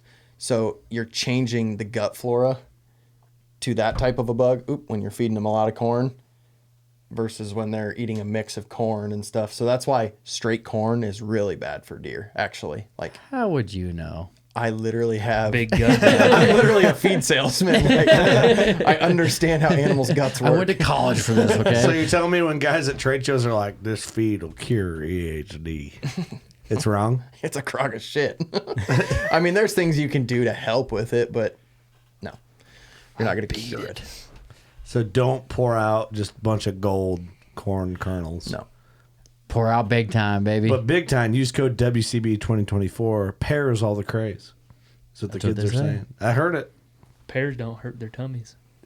Pear actually uses the right gut biomes, the right gut bugs. Biomes. It's formulated to not, Bugs. because it's more than just straight corn. That's how their formulation works. Do you work for Big Time? I do not. You should. What up, Joe? Need a job. You'd actually be a regional salesman for Big Time. Would I? Yeah. I don't know. You Depends could. what the offer is, I guess. All right. Well, Joe will be in soon. We'll have a chat. So you're not toting up bags of big time, but if you ever did, we got your hookup. Cool. Sounds good. It sounds illegal They in do your state. have. Well, no, they have. Big Time offers a mineral. They do. Lick bricks. Oh yeah. Yeah, They but I have mean that that's paired, what too. I used to use is just Redmond salt. Yeah, So but it would benefit you zero because you can't run cams for inventory. Yeah, and you can't run it during season. Well, now you can't, but back then, Oh, yeah, yeah. absolutely, 100%. You ever I was planted a taking food I was plot? taking a piss when he said they were. What? So is the point of Illegal. trail cam bans because of the aid of hunting, or is it like a pressure thing? I feel it's the aid of hunting Yeah. more Yeah. than anything. All right, let's have an honest talk, boys and gentlemen. Do trail cams help you kill stuff? No, what if they took trail cams away? What if Illinois and Iowa banned them? What would it change for you? I think I would shoot a hell of a lot more younger, not as mature, not as big deer. Great point. Great point. Let's revisit that. Let's bring this back, young boy. What would happen with you? Oh, I probably wouldn't have killed the deer I shot this year. It'd be hard because I wouldn't have went over there if I didn't get pictures of them. You know. Okay, interesting point. Okay. I'm kind of with both of you on this one because I want to kill the deer I did this year. I wouldn't have known he was in there. Hold on a second, boys. This took a twist from what I was expecting. Honestly. What did you say? We're gonna quit hunting? No. I didn't. No, Nothing. no. He was gonna say nothing would change, and No, I wasn't. That's what you thought we were I gonna wasn't. say. I think it would hinder. Well, the point I was going to make, actually, you brought light to it in a different way. I was going to say it'd be hard because you would know how to hunt the most mature deer, so you'd shoot a lesser deer. Are trail cams better for hunters because you're killing more mature deer? so my bow buck this year is the first time I've hunted in years in a spot that I didn't have cameras, and he duped me. If I'd have had pictures of that deer that I could have studied, I'd have been like, he's not very heavy. He's got good tines, good frame, but could have saw that he was a younger Study deer. for the test. I could have studied him, and known the area, known the deer, where like I just bombed in there and hunted, and he came out and I was like, small body, big fucking frame, shot him thinking he was a 155 and he was 137 or whatever he was. Had I had cameras in that area and known the deer, I probably would have had time to look and see like, he's small chest, small body, where in the rut, in the moment, I was like, oh, fuck. And don't get me wrong, it was awesome because I was like, that deer got me going because I didn't know him and he looked like a slammer 9-pointer. Well, he was freaking 18-inch, 17 inches smaller than I thought. And a 3-year-old, no doubt a 3-year-old. But like, it's been so many years since I've hunted where I don't have cameras. Like, honestly, it was fun because I didn't know the deer. Like, now when I'm hunting, most of the time, when I see a deer coming through the timber, I'm like, oh, yep, that's that deer. I know I'm not going to shoot him. Put my binos away, just sit there. Yeah, You know what I does. mean? It does make you, because we hunt a spot where we can't run trail cameras, and it makes you. On your toes. You're on your toes a lot more. You're actually have to. It's exciting. It's exciting because you're kind of like, I might not see a damn thing today, but I don't know what I'm going to see. Or either. you might have a 200-incher Yeah. come around the corner. You Okay, know what I mean? Exactly. So, all right, let's break this down for a second because this is interesting. This is great conversation. I love this because do running trail cams helps you kill the maximum if you can hold out for it and make your moves. It can help you kill the maximum age, class, and maturity of a buck in your area, which is beneficial for deer in general. For us, yes. I'm not saying everybody, but for how we hunt, I would say yes. Generally, if you make the right moves, you know what deer are there.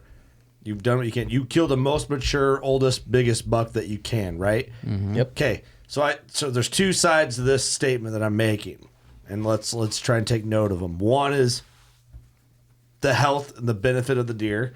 You get to kill the biggest, most mature deer that you can in the area. Benefit for the herd. Benefit for the Is that what you herd. Okay, top the tier. Okay, level right across to the argument. This maybe I'm wrong on this. Correct me if I'm wrong. I will. The argument to this would be thank you. The argument to this would be it makes big deer less cool because more people are killing them because of trail cams. Would that be the argument? I still think big deer are cool. Big Yeah. deer are always cool. They're is always my cool. statement. Yeah. So, okay. So, when guys argue cell cams and trail cameras and all that, does it just make the use of killing them easier? Or do guys that say that just want to kill mid deer and that's their excuse for killing mid deer forever? This might be super controversial, but I do think trail cameras make killing deer easier. I think no doubt. Well, yes. Certain deer. yes, if I'm hunting a certain deer. Some deer. Yes. Yeah, Yeah. some deer. If I saw a deer in a bean field, like my dad, he used to bean field scout all the time, never ran a trail camera in his life, but he still hunted target deer, but it was way the hell more guess and check back then than it is now. I mean, it's still guess and check, but back then it was literally like, sit here, oh, there he is over there. Well, I should move over there. Oh, there he is over there. I should move over there. I think it was a lot more cat and mouse. I mean, it's still, don't get me wrong, it's still cat and mouse as hell, but I think it was a lot more cat and mouse without trail cameras than it is now. Okay, Trail cameras help. let's dive Yes. into this then. Okay. For the average, this is fun conversation, I right? like it. This probably confuses the shit out of you talking No. whitetails. No, Well, absolutely. And not. do you have any perspective? Please chime in. So, okay, for the average people, us who don't own lots of ground, ground we can manipulate. I own ground. I can't fucking do anything to it because it's in a contract. Yeah. You know, like I can't be like, I'm gonna bulldoze in this pinch point, fucking sit in the middle. You know what I mean? Like, you know, I can't do that. You know, but sit there in a sealed box blind with fucking, you know what I'm saying? Yeah. So, for the average dude versus like the guy who's got, you know, you see the farms that get posted on like whitetail properties where it's like 9 million. You see this blind in the middle and all these zigzag bright green All the right? paths coming right to the blind. And Yeah. That dude's different, right? That dude's you know, different. that dude puts that camera right in front of that blind and he goes in, sits there the next night, and sees that fucking deer and shoots it. Like maybe or maybe not. You know, if you can afford it, fucking good. do it. And still also I not a would too. guarantee. Still not a guarantee. Still not a guarantee, but I would too. 100%. Just to be clear, your boy would too. Not hating. If I had $9 million, I guarantee you I'd own me a hell of a big farm. Dude, and I'd have, never mind, Norton kicked in. So, for us, does it help? Maybe. If we play the cards right. But it's different. It's not in the bag like a lot of guys generically like to make it out to be. It helps. It helps, for sure. helps. It helps. Definitely For doesn't sure But it it's guarantee helps. you. not, nothing's a guarantee. Yeah, when it it for comes to sure hunting. helps, but It it's helps. not guaranteed. Yes. It does take strategy and smarts to make it help, right? Oh, yeah. If you're sloppy and you think the trail cam's going to do everything for you, you know, that's where I think maybe the argument's not as strong because there's a lot of fucking idiots. The trail camera's not going to kill that deer. So I found a trail camera the other day when I was shed hunting, and it was on a tree that was angled at like a 30-degree angle up, and the deer trail was downhill of the thing. Pointing up. Yeah, and I was shed hunting some new permission ground that I'm sure Did you some put it guy there? hunts. No, I did not. But I was looking at it. I'm like, your average time. I'm like, that's not even gonna get the deer walking in front of it. Like, Yeah, fuck it that might, guy. It might be catching like maybe the tips of their antlers. You know what I mean? So it's like Yeah. you can't just randomly throw cameras out and it's gonna help you. I would have stood like that one. downhill and just pissed on it. Just kidding. I wouldn't have done the that. camera's on. There's a stream just going by. Yeah, I wouldn't have done that. It's just a funny joke. Yeah. Sure. But yeah, right. You know, But at the end of the day, too, you still have to make a good shot. You still have to put your time and effort in. And look at the guys that may not have as much time to go hunting. A camera can help that person, 100%. you know? Yeah. They're Each not. It's not situation's all bad. different. It's all not bad. Yeah. But it's fun to think about, right? It's Absolutely. honest conversations in the whitetail world that we got feet finder going on the screen. Yeah, I know. I was like, what the hell? Sheep feet. Sheep feet.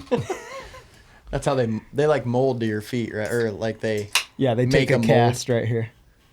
They make a cast out of that foot imprint. And you And send now it in? they're actually doing, I don't know if I can actually talk about the new thing they're doing. Just 3D yet, scanning so- your foot.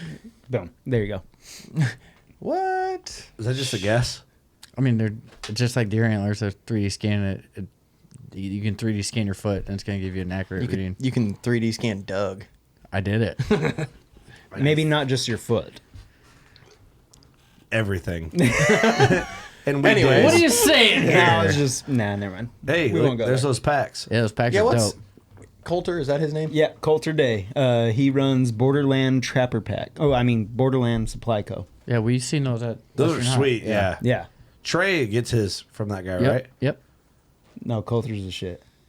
He does a good job. He hand makes every single one of these things. And Pretty makes cool. it like pretty authentic. Like Yeah, no, they're rusts sweet. everything out. He does a lot of cool stuff with these things. That's crazy. Yeah, and just the variety of things that you can do with them. Put sheds on them, your mounts, like a whole bunch of different stuff. We need to get Old Barn hooked up with them guys. Yeah. Actually, that would be cool because that's what he wants to start doing is getting into a whole bunch of taxidermy stuff. Yeah. Yeah. No, that Old Barn be the person to do it. classic look. That'd be cool to hang some sheds off them, right? Oh yeah, I have a set, my very first set of brown elk sheds. I have one of his large packs, and that's what they hang off of. What's on that guy's shirt? I think guy it's on a the mountain right. goat with a hat on. With a hat on? Yeah. Fucker looks badass doing it. It does look badass. Badass, ain't it? Dude, it's fun. The trail cam conversation's fun to me because it's like, I think people are scared of it. You know? But I love trail cams. Oh, dude, that's what I found so much fun is like the anticipation of getting up to the card and just seeing what's on there, you know? Yeah. And I mean, there's definitely times that are like, frickin' cows, dude. I'm so sick of moo cows being on there Yeah, and yeah. having 1,000 pictures of cows and stuff. Oh, you wake up in the middle of the But night then- now with cell cams, you know, you got like 300 pictures in the prime time of hunting. You're like, fuck yeah. Yeah. And that one weed that you step down just happened to pop back up. And it's like, You know, you hate pretty much what they do. If you think you hate squirrels, you run trail cams in the Midwest, you'll hate raccoons. more than raccoons, any Yeah. man. I wish that squirrels. Especially when they're swimming. I wish that squirrels ate raccoons. Yeah, right. Swimming. I wish something would eat raccoons because I don't think anything touches them things. Yeah, coyotes like, nah, Eesh. big old ball of grease, but I ain't having any of it. Nope. I had a picture of a raccoon. I'm probably gonna post it because it's click worthy. Of a raccoon swimming through my food plot. That tells you anything. So figure that one out, will you? Just think if you could feed over here, how much more you'd hate raccoons. Oh, I want to start trapping. So There's one picture, I bet you got 50 raccoons. you in guys one have picture. raccoons? Yeah. Like regular raccoons? I mean, not like what you guys have. out Regular here. raccoons. like, what do you guys we have? got the devil's raccoons. Yeah, I mean, we have skunks, raccoons, cats, bears, you know. There's probably not as plump as ours. Yeah, probably. So not. like when you're walking out here where you're finding these sheds, will you just like see a raccoon running around? Oh, hell no, not in Nevada. No, you won't see a raccoon out here. You'll see badgers. Badgers? Mm-hmm. A lot of them? Yeah, actually in this spot, I've seen quite a few badgers and rattlesnakes. So what did the raccoons just like live in town? Yeah, just on the outskirts of town for the most part. Near dumpsters. They're all street Pretty much. raccoons. Yeah. Yeah, it sucks. It's You're late enough in the year that the snakes are out. Oh yeah. I mean, they'll start popping out usually mid-April, May, especially when it starts getting a little bit hotter. Shitballs. Maybe Oh, we yeah. don't want to go. I'm in. No, I mean in this spot, I've only seen one rattlesnake in the 12 years I've hiked out here. Oh, we're fine. I don't know why, but I want that guy's t-shirt. It's Mountain Rat. That's actually Levi Beckstead. He was one of my shed hunt giveaway winners last year. Oh, really? Yep. It's fucking hilarious. I want a full mount rattlesnake, like curled, coiled up. I just don't do bugs. I don't do snakes. Just not my thing. Respect. Oh yeah. So Lee's wife jinxed me because I was telling her like I basically have arachnophobia. I hate. He slept in our spiders. basement. Yeah. In the man cave on a air mattress. Yeah, and she's like, "Oh, the only place I've actually seen spiders is in the bathroom." And I'm like, "Oh, great, sweet, you know." Nice. And I'm like, "I'm sleeping on the floor. That's awesome." Right next And to then- the bathroom. Yeah, right next Yeah. to the bathroom. And then I went to go take a shower last night. Very first thing, as soon as I opened the curtain, spider. I was like, Right there. You jinxed me. I hear- son of a bitch." Just kidding. Like a big wolf spider or what? I don't know. I It's don't like even it's know like what him type and of spider it snakes. was. He's like that. He's like terrified of snakes. Oh, dude. Yeah. In Africa, they had those big ass spiders in the blinds. And I'm like, we're in Africa, another continent. Like, That thing's gonna eat me. I don't know what that is. And Stuart's just like, oh, no, it's no big deal. And I'm like, looks like a pretty big deal to me. That thing's the size of a Gatorade bottle. Yeah, was it a wolf spider? Because we got him at home. I ain't just brushing that thing off. That thing could be like the deadliest spider in the world. You know? Absolutely. I'm Which over is exactly why I will never go to Australia. Yeah. I have zero interest to ever go to Australia. You have 'Cause of the everything out spiders? there. What if they Spiders, had snakes, 500 sharks, all the inch things. sheds? What's that? What if they had 500-inch sheds in Australia? I've got sheds right next door to me. I'm good. Yeah, okay. What if the Irish elk lived there still? Oh, we talked about this. Yeah. Their sheds? We talked about stag moose and Irish elk. Let's talk about it. What about them? Well, my cousin found a stag moose antler in a creek 2 years ago, and he was talking about how like he thinks it'd be really cool to find it. I'm like, oh, my cousin found one, and it was How big was it? this big. I How don't big know. is this table? And he took it to like the University of Iowa, and they thought it was 10 to 12,000 years old. No shit. Yeah, he found it in a creek. Well, and what was funny is because I was telling him I had a dream, and that's how it got brought up. I was like, "Oh, dude, I was dreaming like you were out there, and freaking, I You're was even finding dreaming those- about sheds, huh? Oh, dude, I've had multiple dreams about sheds. It's stupid, and then you always wake up pissed off because you realize It didn't it's happen. a dream. It's a dream. Yep, but that's what I actually found in my dream, and he's like, "Oh, you want to see something cool?" He sets it down on the table. I'm like, no shit, your cousin literally found one of those? Oh, you have it? No, the picture. Oh. I'll find it here. So, That's it. our buddy, you'll enjoy the story. It's been told in the podcast many times. Our friend Judd McCollum found the largest mammoth tusk in the lower 48, Yep. like an hour from here. That's crazy. Like it's 12 foot long In a creek. in a creek. No shit. Yeah. Dude, see, I was telling him, I'm like, if I were to have a bucket list of things to see and speaking of bucket find, list. yeah, dinosaur bone or mammoth Top tusk, or number something one? like, number one. I want to find a freaking dinosaur. Like, Just if, something dude, really if you old. could find like a skull of an old dinosaur, that's my number one find that I would ever want. And it's funny, yeah, because I'm actually out here, obviously doing the podcast, but I have. And I haven't even told people this, so this is actually kind of cool because I bet the episode will air about the time I start dropping this. But I'm doing a thing called the Bucket List Tour where I'm trying to find, I'm calling it the Big 10 that shed in North America. So I'll be finding mule deer, blacktail, whitetail coos, Rocky Mountain elk, Thule elk, rosy elk, Yukon moose, Shiras moose, and caribou. No shit. Holy Yeah, shit. I'm trying to just find all those in North America. This should launch April 22nd. Okay. Oh, then, dude, this is going to work out I want to perfect. shoot a caribou so bad. I would love to shoot a caribou. So repeat that again. Repeat all that. What's that mean? No, I that's want the to wrap my head through it again. no, that's the tour that I'm basically doing 'Kay. this year. What for are you shed calling hunting. The bucket list tour. Bucket list tour. Okay, break down the internals one more time. So I'm gonna try to be finding mule deer, Okay. whitetail, coos deer, blacktail, Blacktail. Rocky Mountain elk, Thule elk, rosy elk, Shiras moose, Yukon moose, caribou, Fuck. All in 1 year. all in 1 year. We got whitetail out of the way, baby. Yes, sir. I've got Rocky Mountain elk, mule deer, and whitetail out of the way right now. And Whoa. then, so I'll go from here. Next week, I go to Cali to try to find Thule elk. Thule are the biggest bodied, right? I think rosies are. Rosies. That's right. And so after Cali, following week, I go to Oregon to try to find blacktail and rosies. Following week, I will go to Wyoming on the eastern side because that's still open. And I'm just going to obviously have fun down there, but I'm also going to try to make it down to Arizona for coos deer. And then Alaska is going to be the hardest one because I've also been told you have to have a transporter that will take you into certain areas. So Yukon moose and caribou, I feel, are going to be the hardest ones to find. Mm-hmm. And plus, that's not a cheap trip either. So are you going any shed or freshies? Any shed. Any shed. I just need to find one of every species. That's cool as fuck, dude. That is cool. I'm excited. What about the jackalope? Oh yeah, absolutely. Yeah, you'll find them. Yeah, you'll find them right where you'll find the coos ones. Well, and what I thought was so cool too is They're universal, actually.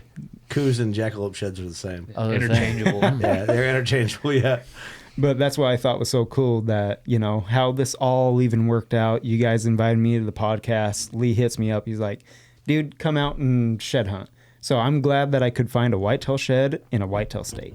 Yeah, a So, real whitetail state. Yes, exactly. Yeah, Iowa, the epitome of whitetail state. Exactly. Just go to Texas. Don't they have all those species right there? Pretty And you can- much, you can yeah. find them all in But one Tiger, state. tiger shed, Tiger shed.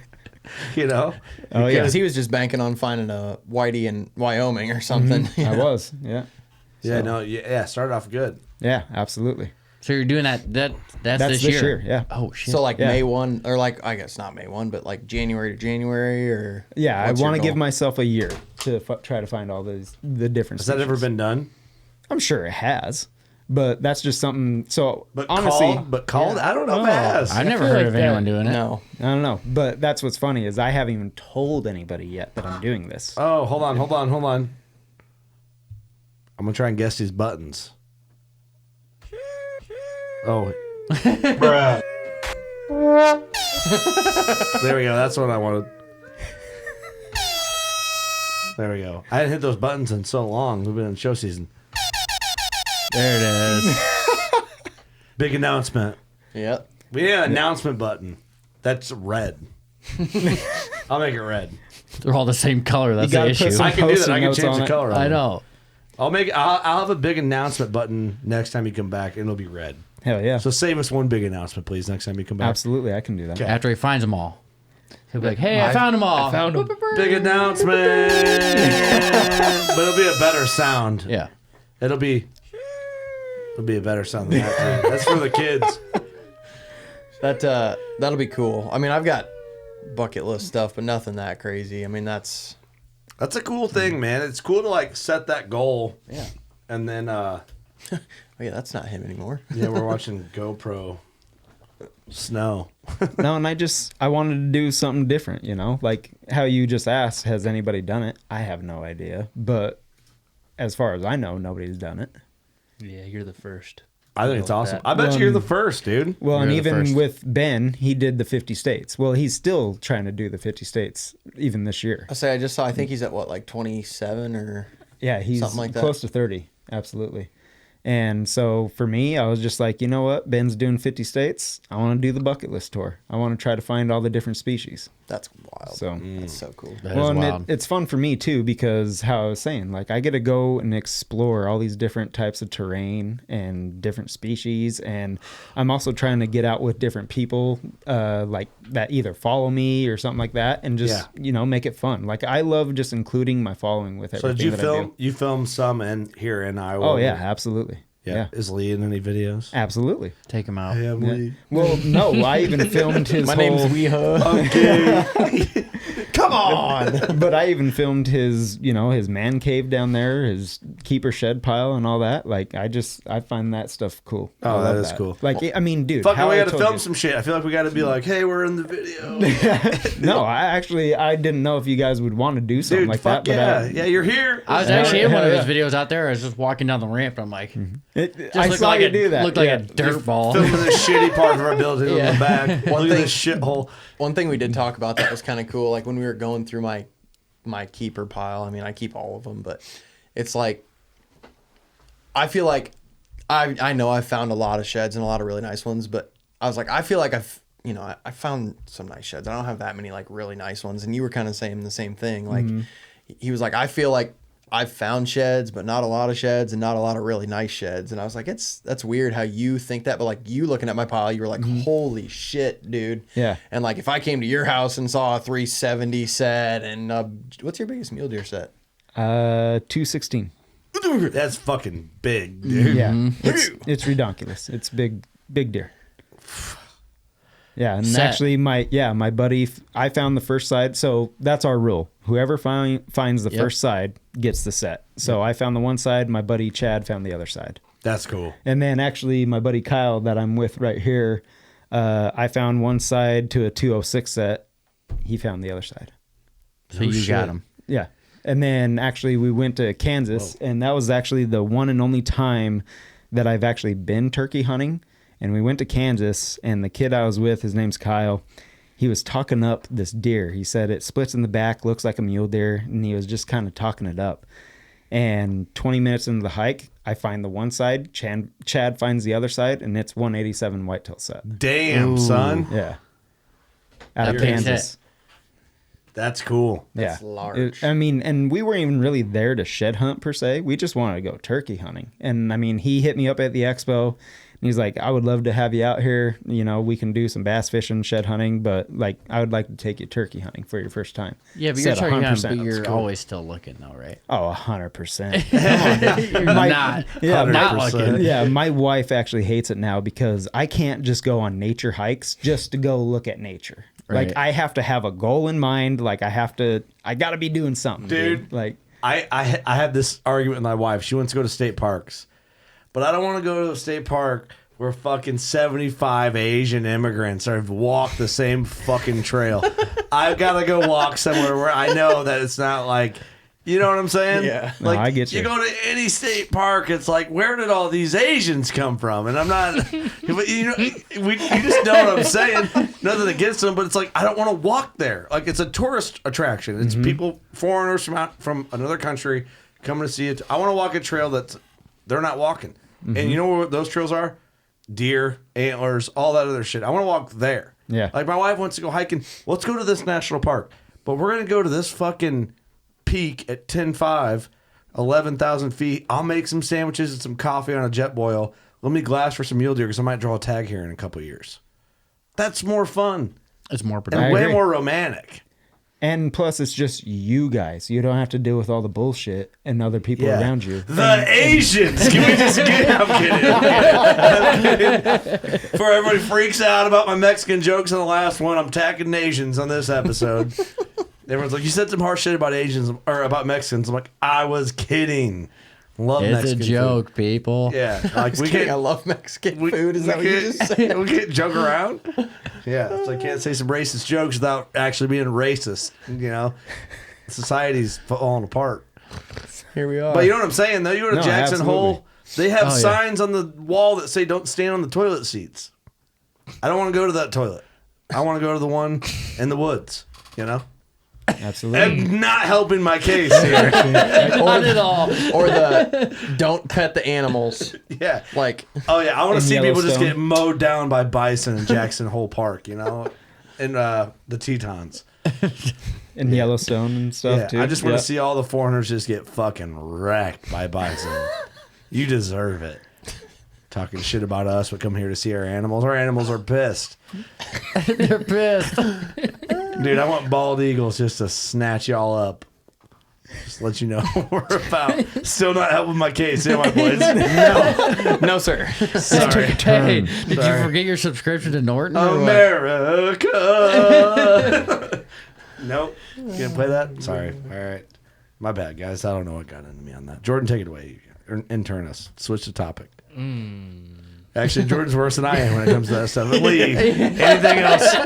Anything else but what I'm talking about? Oh man. Come on, that's I pretty wanna funny. know. Some funny jokes were said in there. I want to know. I thought Like, so. I know you're doing your bucket list tour, but like, and I want to know everybody's like, if you had to pick one, what's your bucket list? Either species of antler or antler. I'm good.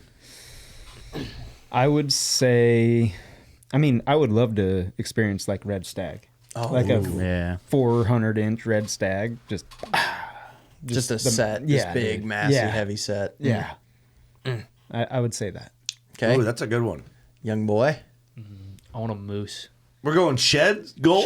Shed, like not goal, but like bucket list. If you could find anything, like what's the one thing that you would just love to go shed hunt or love to find? Like if it's a 400-inch stag or a giant Alaskan moose or a 400-inch elk set or. I got something after all this. Okay, go ahead, young boy. Just a giant moose paddle. I just want to eat a bowl of cereal out of it. I like that. That's a good goal. Captain Crunch. Yep. Yeah. Fruity Pebbles. I like that. Yeah. Beat a foreigner with it. Sorry. didn't say it. I'm just leading into that now at this point. I'm just for comedic What relief. about you, Eric?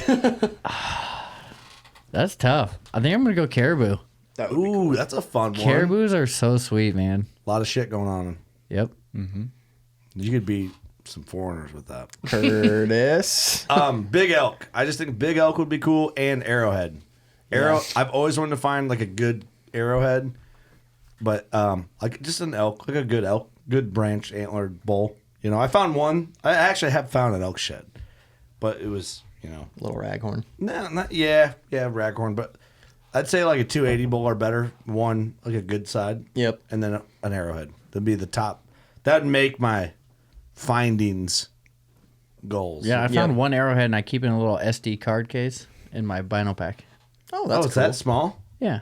It's like this big. like a bird point or whatever. Do you ever think it has bad juju No. or good juju? Good. Okay. Lee? Mine would be, I would really love to go on like Eric and Shed Crazy did, like a 3 or 4 day airplane you into Alaska, you set up a tent and spend like 3 or 4 days picking up moose antlers. That would be freaking sweet. Like up in It has to be Alaska. so hard, right? Oh, 100%. I don't know. I've never done it, but And I that think it'd They're marshy so terrain. heavy and working through the tundra and all that. That would suck. Okay, see, I just want one. that's like a 3 or 4 day, something like that. That's like number one. And I've found elk sheds. I found some pretty nice mule deer sheds. You You don't know, just have to step on them there, wouldn't you? I think I know you can glass. If No, you, you find can a high definitely point. glass. Drone From a them. high point, yeah, but like, because it's like a marshy, taller, Yeah. but shorter bushes type shit. Yeah. Yeah. But I Weston, think what do you they're- got? What's your? You said you wouldn't come back to something. Oh, so Sorry, I didn't mean to kinda- cut that conversation No. short. You're good. I was just thinking, just a little bit off topic too. Like, describe your perfect day. It doesn't even have to involve hunting if you don't want it to. Describe your perfect day and something that you want to do in your life that you haven't done yet.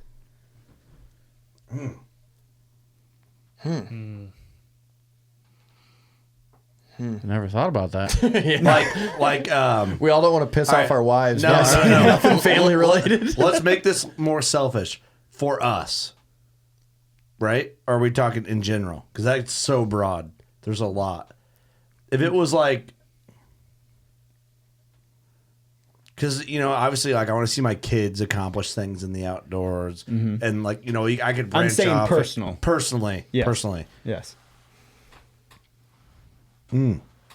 something you want to accomplish in the outdoors that we haven't yet. Well, not even the outdoors, just anything. Oh, I got one. Archery elk. Archery elk. It's like becoming. Your vendetta. Yeah, and vendetta in a way, but to a point where I'm like, yeah, it's like, what the fuck is in my way with it? Pope and Young archery elk. Come out to Utah. Yeah, I'm building points, bro. OTC. Yeah. You can still do OTC and still get Pope and Young. Okay. I want to do that. Hell yeah. I will. But yeah, archery elk for me. That's like right now, number one. Very hunting related and in the pocket, but it's my life. You go, Eric. Me? Yeah. I'm thinking. Me? Yeah. You. Me. One goal I want in life is I want to own the original Hoffman farm. Ooh, that's a good goal. Where's that? It's about a mile and a half from where I live now. I didn't know there was a Hammond farm. Yep. How big a have I ever farm? seen you ever? I should bring it in sometime. But the original Hammond farm. There's a picture of the first Hammond that came over here. They have a picture of them staying outside the house and everything. So I have the picture of that, the original picture. Like, came overseas to here? Yep. No shit. Mm-hmm. How big a farm do you like? Is it still the same farm? No. The original farm was 230 acres when my great grandfather bought it. But since then it's been split up. Now it's just the home. But I just want to own the house someday. No shit. I didn't know that. Yeah. I'll have to bring it in. I have the picture, and then I have. So John Hammond was the original one that came over. He had a son, August, where my daughter's name came from, and I have his pocket watch. No shit. It's got handed down through the years. I didn't know that. That's super fucking cool. Yeah, I need to bring that picture in someday. In the You know what pocket you gotta watch. do when we get your desk set up over there, when we get our addition done, you need to put that up over there. That's Yeah, a good and little, like, it's pretty cool. Like the house way back then, it's still very similar to how the farm is today. no Like the kidding. one big barn's still there, and the house and everything. It's cool. Wow. I didn't know that. Yeah. All right, that's a fucking good one. Way cooler than mine. I have no family heritage that I know about. And I just learned all this shit like when my grandma passed away because she had all the old photos and stuff. And then from the photo, the original, it says John Hammond on the back. So I went back, tried finding him, and he's actually buried in a cemetery about 3 miles from my house. No kidding. Who sold the farm? Who's the dickhead in your family? No, it's a long story, but We hate that bastard. that would be my grandfather. You're like straight to you, grandfather? Yeah. Like your dad's dad? Yeah. Oh, no shit. Yeah. Your dad's like that son of a bitch. Damn. Hurting. All right. Where are we at? Jordan? This is like impossible. Nothing's impossible, brother. No, this is actually impossible. I want to shoot. Want to own the moon? No, I want to. Yeah, we can own the moon. Elon Musk. Want to shit hunt on the moon? Put elk on the moon? I dig it. Okay, I want to shoot a moose, but I also want to film myself shoot a moose. Like, It's not impossible. Why is that impossible? Because I want to film it like. Oh, second person, like Yeah. you filming yourself, Yeah. like. Well, get one of those giant gimbal things you were talking about earlier. No, he wants No, to like, I be want- the cameraman and the hunter. Yeah. That's pretty selfish. But you know That's what I want. That's what we're talking about. We're talking about being selfish goals. Yeah, that's what I want. So you want to clone yourself and Because I want to do both parts. I feel Hey, like that'd just be have really a kid. cool. It's basically like clone. I respect that. I respect. 360 camera. Just have it. Yeah, stick 360 behind you. cam. Yeah, but I want to like. You want to experience it from both sides. Yeah, You want it from your point of view I want. Yeah, like. And the cameraman's point and of the view. cameraman. Let me fix this for you. You experience it from the shooter point of view, and then later you experience it from the setup that you put hard work in to get the camera angle point of view. It won't be as good, but you can get 75% on the second half of it. Mm-hmm. Good goal. I respect that. I thought elk on the moon was cooler. Yeah. My bad. I already did that. My bad. I already did that. Yeah, I already did that. What's yours? I actually was telling you this, I think it was today, but I want to be able to have, enough money to take all my boys and my dad on a hunt.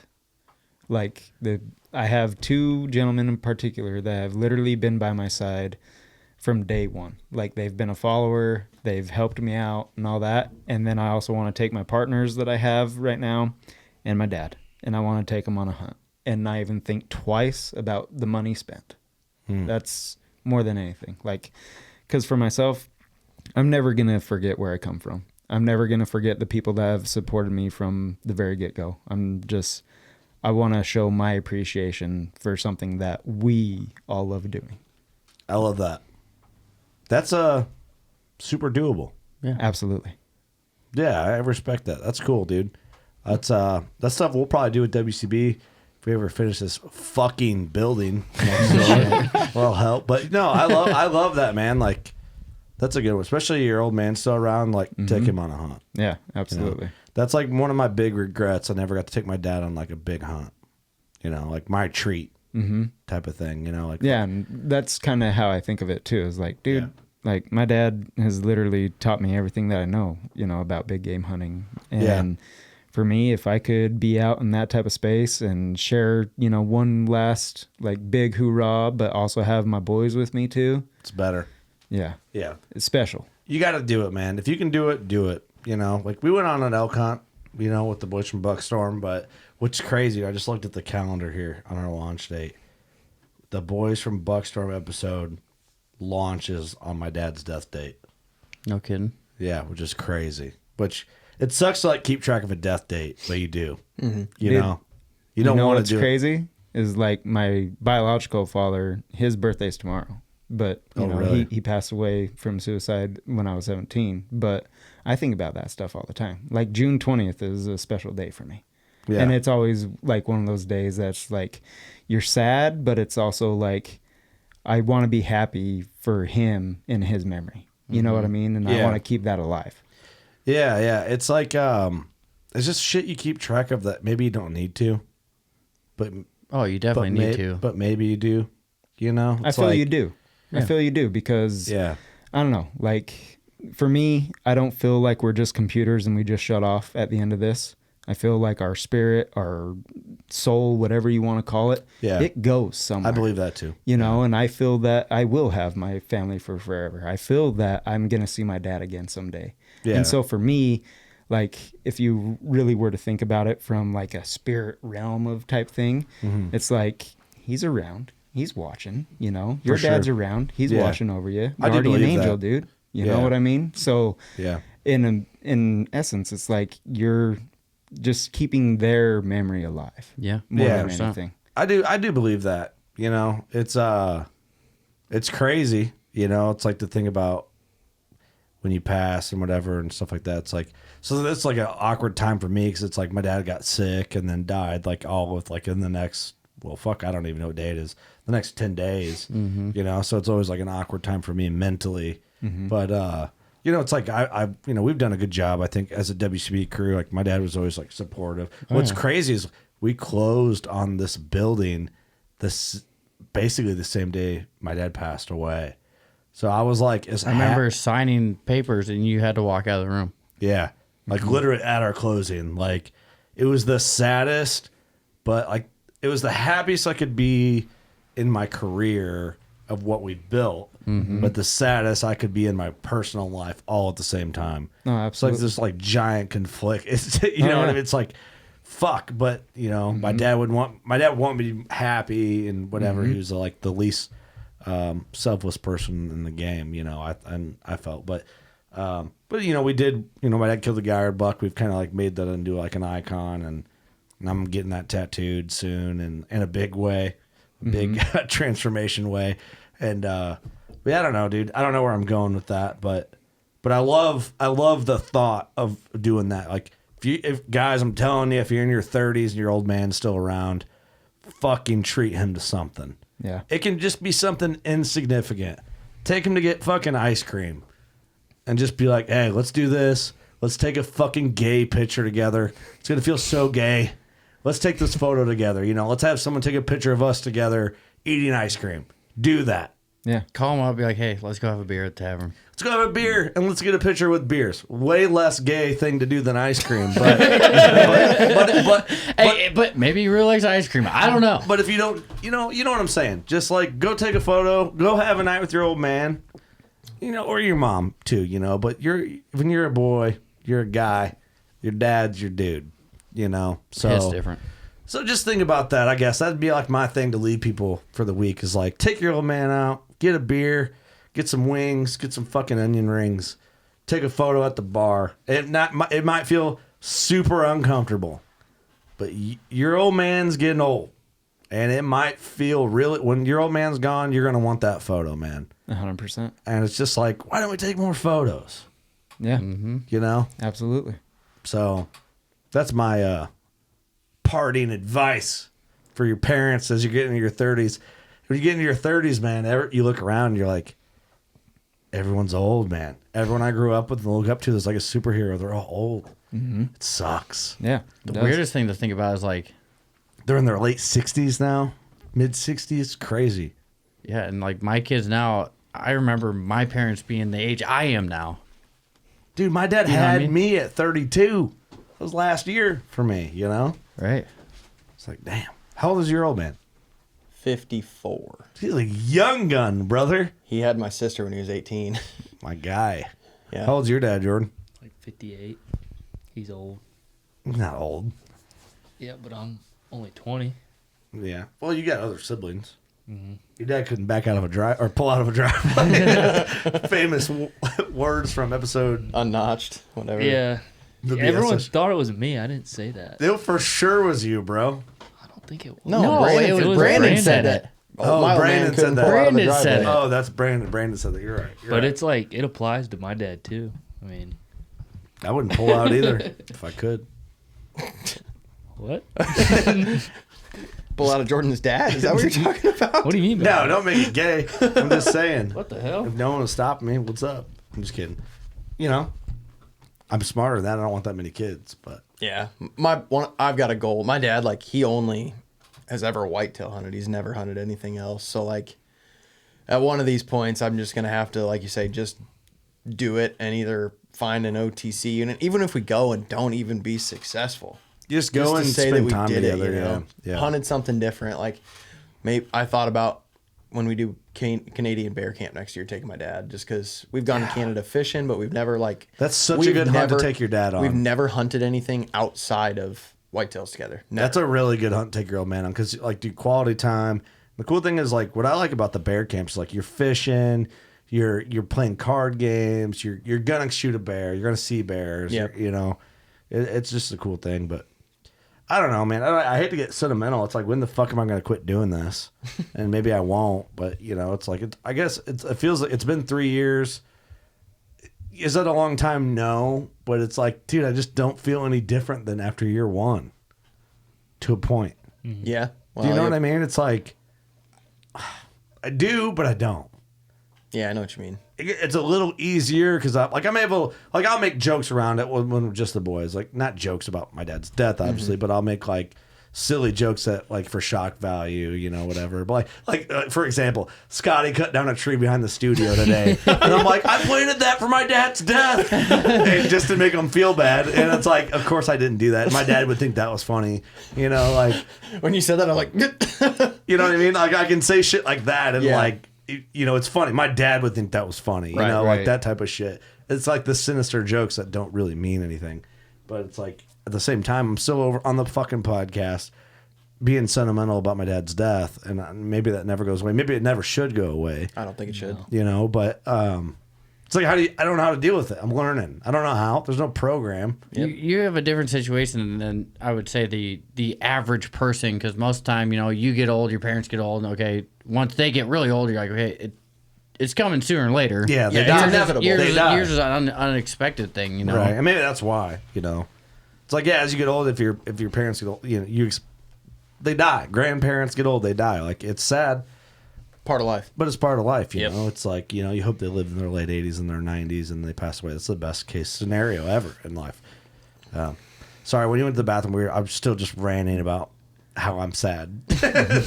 Well, and even for me with my business, it's kind of a way like showing respect for my dad, because he was, you know, like in the hunting industry in a way, just because he was a pheasant guide and he raised pheasants and stuff. And I do think about all the time, it's like, man, he's missed so many milestones. Yeah. Like me graduating, me getting married, me having a kid, all that stuff. And for me, it's just like, I hope he's proud, you know, Yeah, of what yeah. I'm doing. He's proud, you know? dude. He's proud. And so, like, and don't get me wrong, like, I got the best of both worlds. I had my biological father that was more into upland game and fishing and stuff. And then I have my stepfather that was more big game. Mm-hmm. And for me, it's like, I just want to make those men proud. Like, I For just sure. want to, you know, it's almost like a legacy thing. Is like, I want to leave my mark in this world. Like, I don't want to be known as, you know, a good shed hunter or anything like that. I want to be known as a good person. So like, when you have a memory of me, I want you to remember how I made you feel more than anything. Not what I did or anything like that, any accomplishments. I want you to remember who I was as a person and how I made you feel when I was around. Mm-hmm. That's, you know, more I than love that. anything, that's what I want. That's wholesome, dude. That's a good quality to have. It's a good mindset, I think. But, dude, you're the man. You guys are the man. Dude, I appreciate you coming out all the way from Utah. Yeah, thanks for flying out, brother. No, absolutely. We've said this to several guests, but it blows my mind that, like, people come to us from so fucking far away. Like, it's not easy to just fly in. Oh yeah, So I just want to let you know we're very grateful for the effort to be here in person. absolutely. And it beats the shit out of doing a Zoom call. No, Yeah, 100%. Like, dude, Conference like I call. told you when Conference call, yeah. yeah, like when I very first got in here, like I've seen this on social media, but actually being here and seeing it in person, I was like, what the fuck is going on, dude? Like, is this real life? Like, I even posted that on my story. Is like, I can't believe I'm here right now having this conversation with you gentlemen, and you guys giving me an opportunity to share a little bit about my story, about, you know, my brand and everything that it entails. And for me, like, I'm appreciative of you guys. Like, you have no idea how appreciative I am. And I was even telling Lee, like, before every football game, I'd have to piss like 10 times. Yeah. Because I'd get so nervous. And then even before this podcast, I peed like 5 times within a half hour because I was that nervous. You did say one time, you're like, okay, one more time. Yeah. Well, I'm like, man, Dude, guy that's- drinks a lot of water. I don't know. it's just, dude, we're just doing what we do. We're doing absolutely. what guys like us like to do, and we're just fortunate enough to have, somewhat of a platform to have fun with it and do it and meet amazing people like you and other people in the game, and it's just crazy, dude. Yeah. It's crazy Well, what it's become. I think it's cool as hell that you guys have literally had this idea and you guys have grown this platform by using your voice. How crazy is that? Well, thank you. You know for what I saying mean? that, yeah. Like, how crazy is that? Like, you have people come on, obviously share their stories, their knowledge and stuff. But look at what you guys have done in, what, 9 years? Is it 9 years you guys been just doing over this? 9 years. Over yeah. 9 Like, years. dude, and I'm not joking when I said, like, I wanted to be on Working Class Bowhunter and Joe Rogan. That was my two, That's crazy, bro. platforms that I wanted to be on. That's And crazy to to me. actually, like, have it happen and it manifested and stuff, I'm just like, what just happened?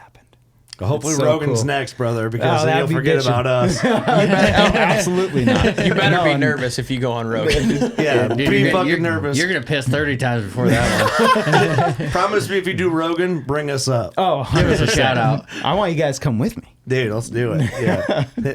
Rogan is he follows us, which is fucking crazy, and he has back and forth with Austin about a scenario that happened years ago. We need to bring it up, but yeah, it's just cool. It's cool bizarre.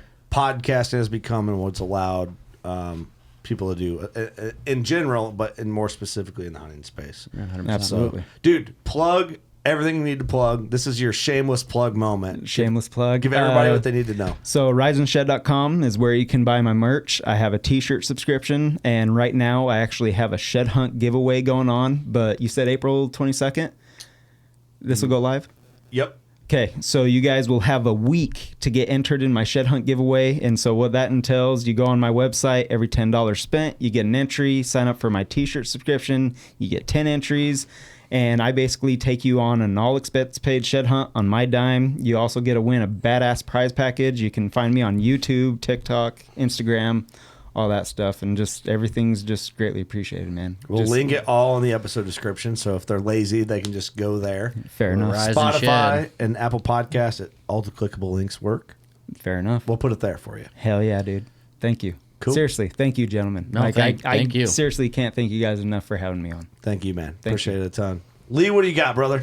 Not a whole lot, man. No, It's good. and thank you, sir. Like, without you, like, this whole trip, like, it was just icing on the cake. Like, obviously, I was coming out here for the podcast, but Lee actually hit me up, and he's like, dude, let's do some shed hunting. You can stay at my place. I will literally pick you up from the airport. I will take you to the podcast. I will drop you off.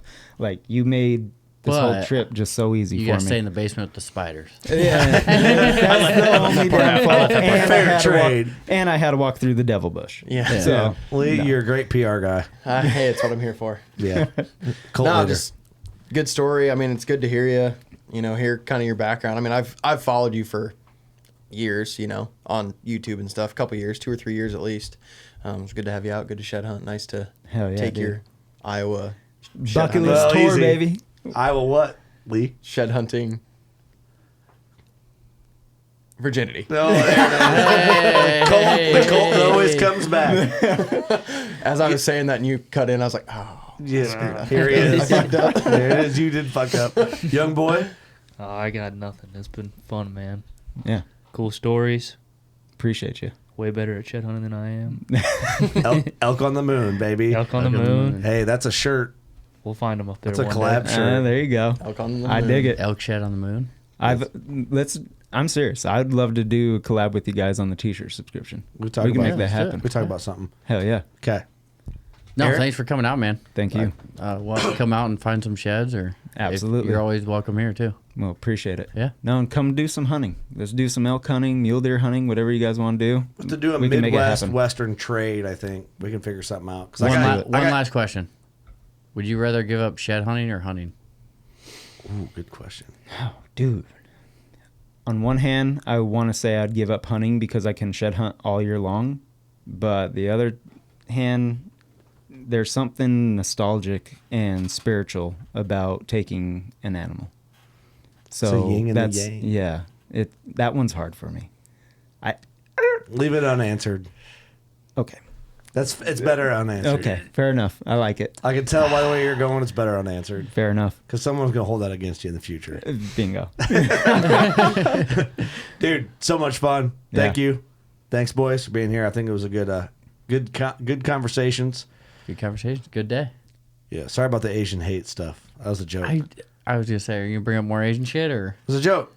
Hey, fuck the devil bush, man. Hey, you know what? We should be hating multiflora rose. There you go. Fuck that bush. And the country it came. I'm just kidding. And It's And time the to go. squirrels. I'll save it. Squirrels. You know what to do. Go shoot your bow. We love you. Peace.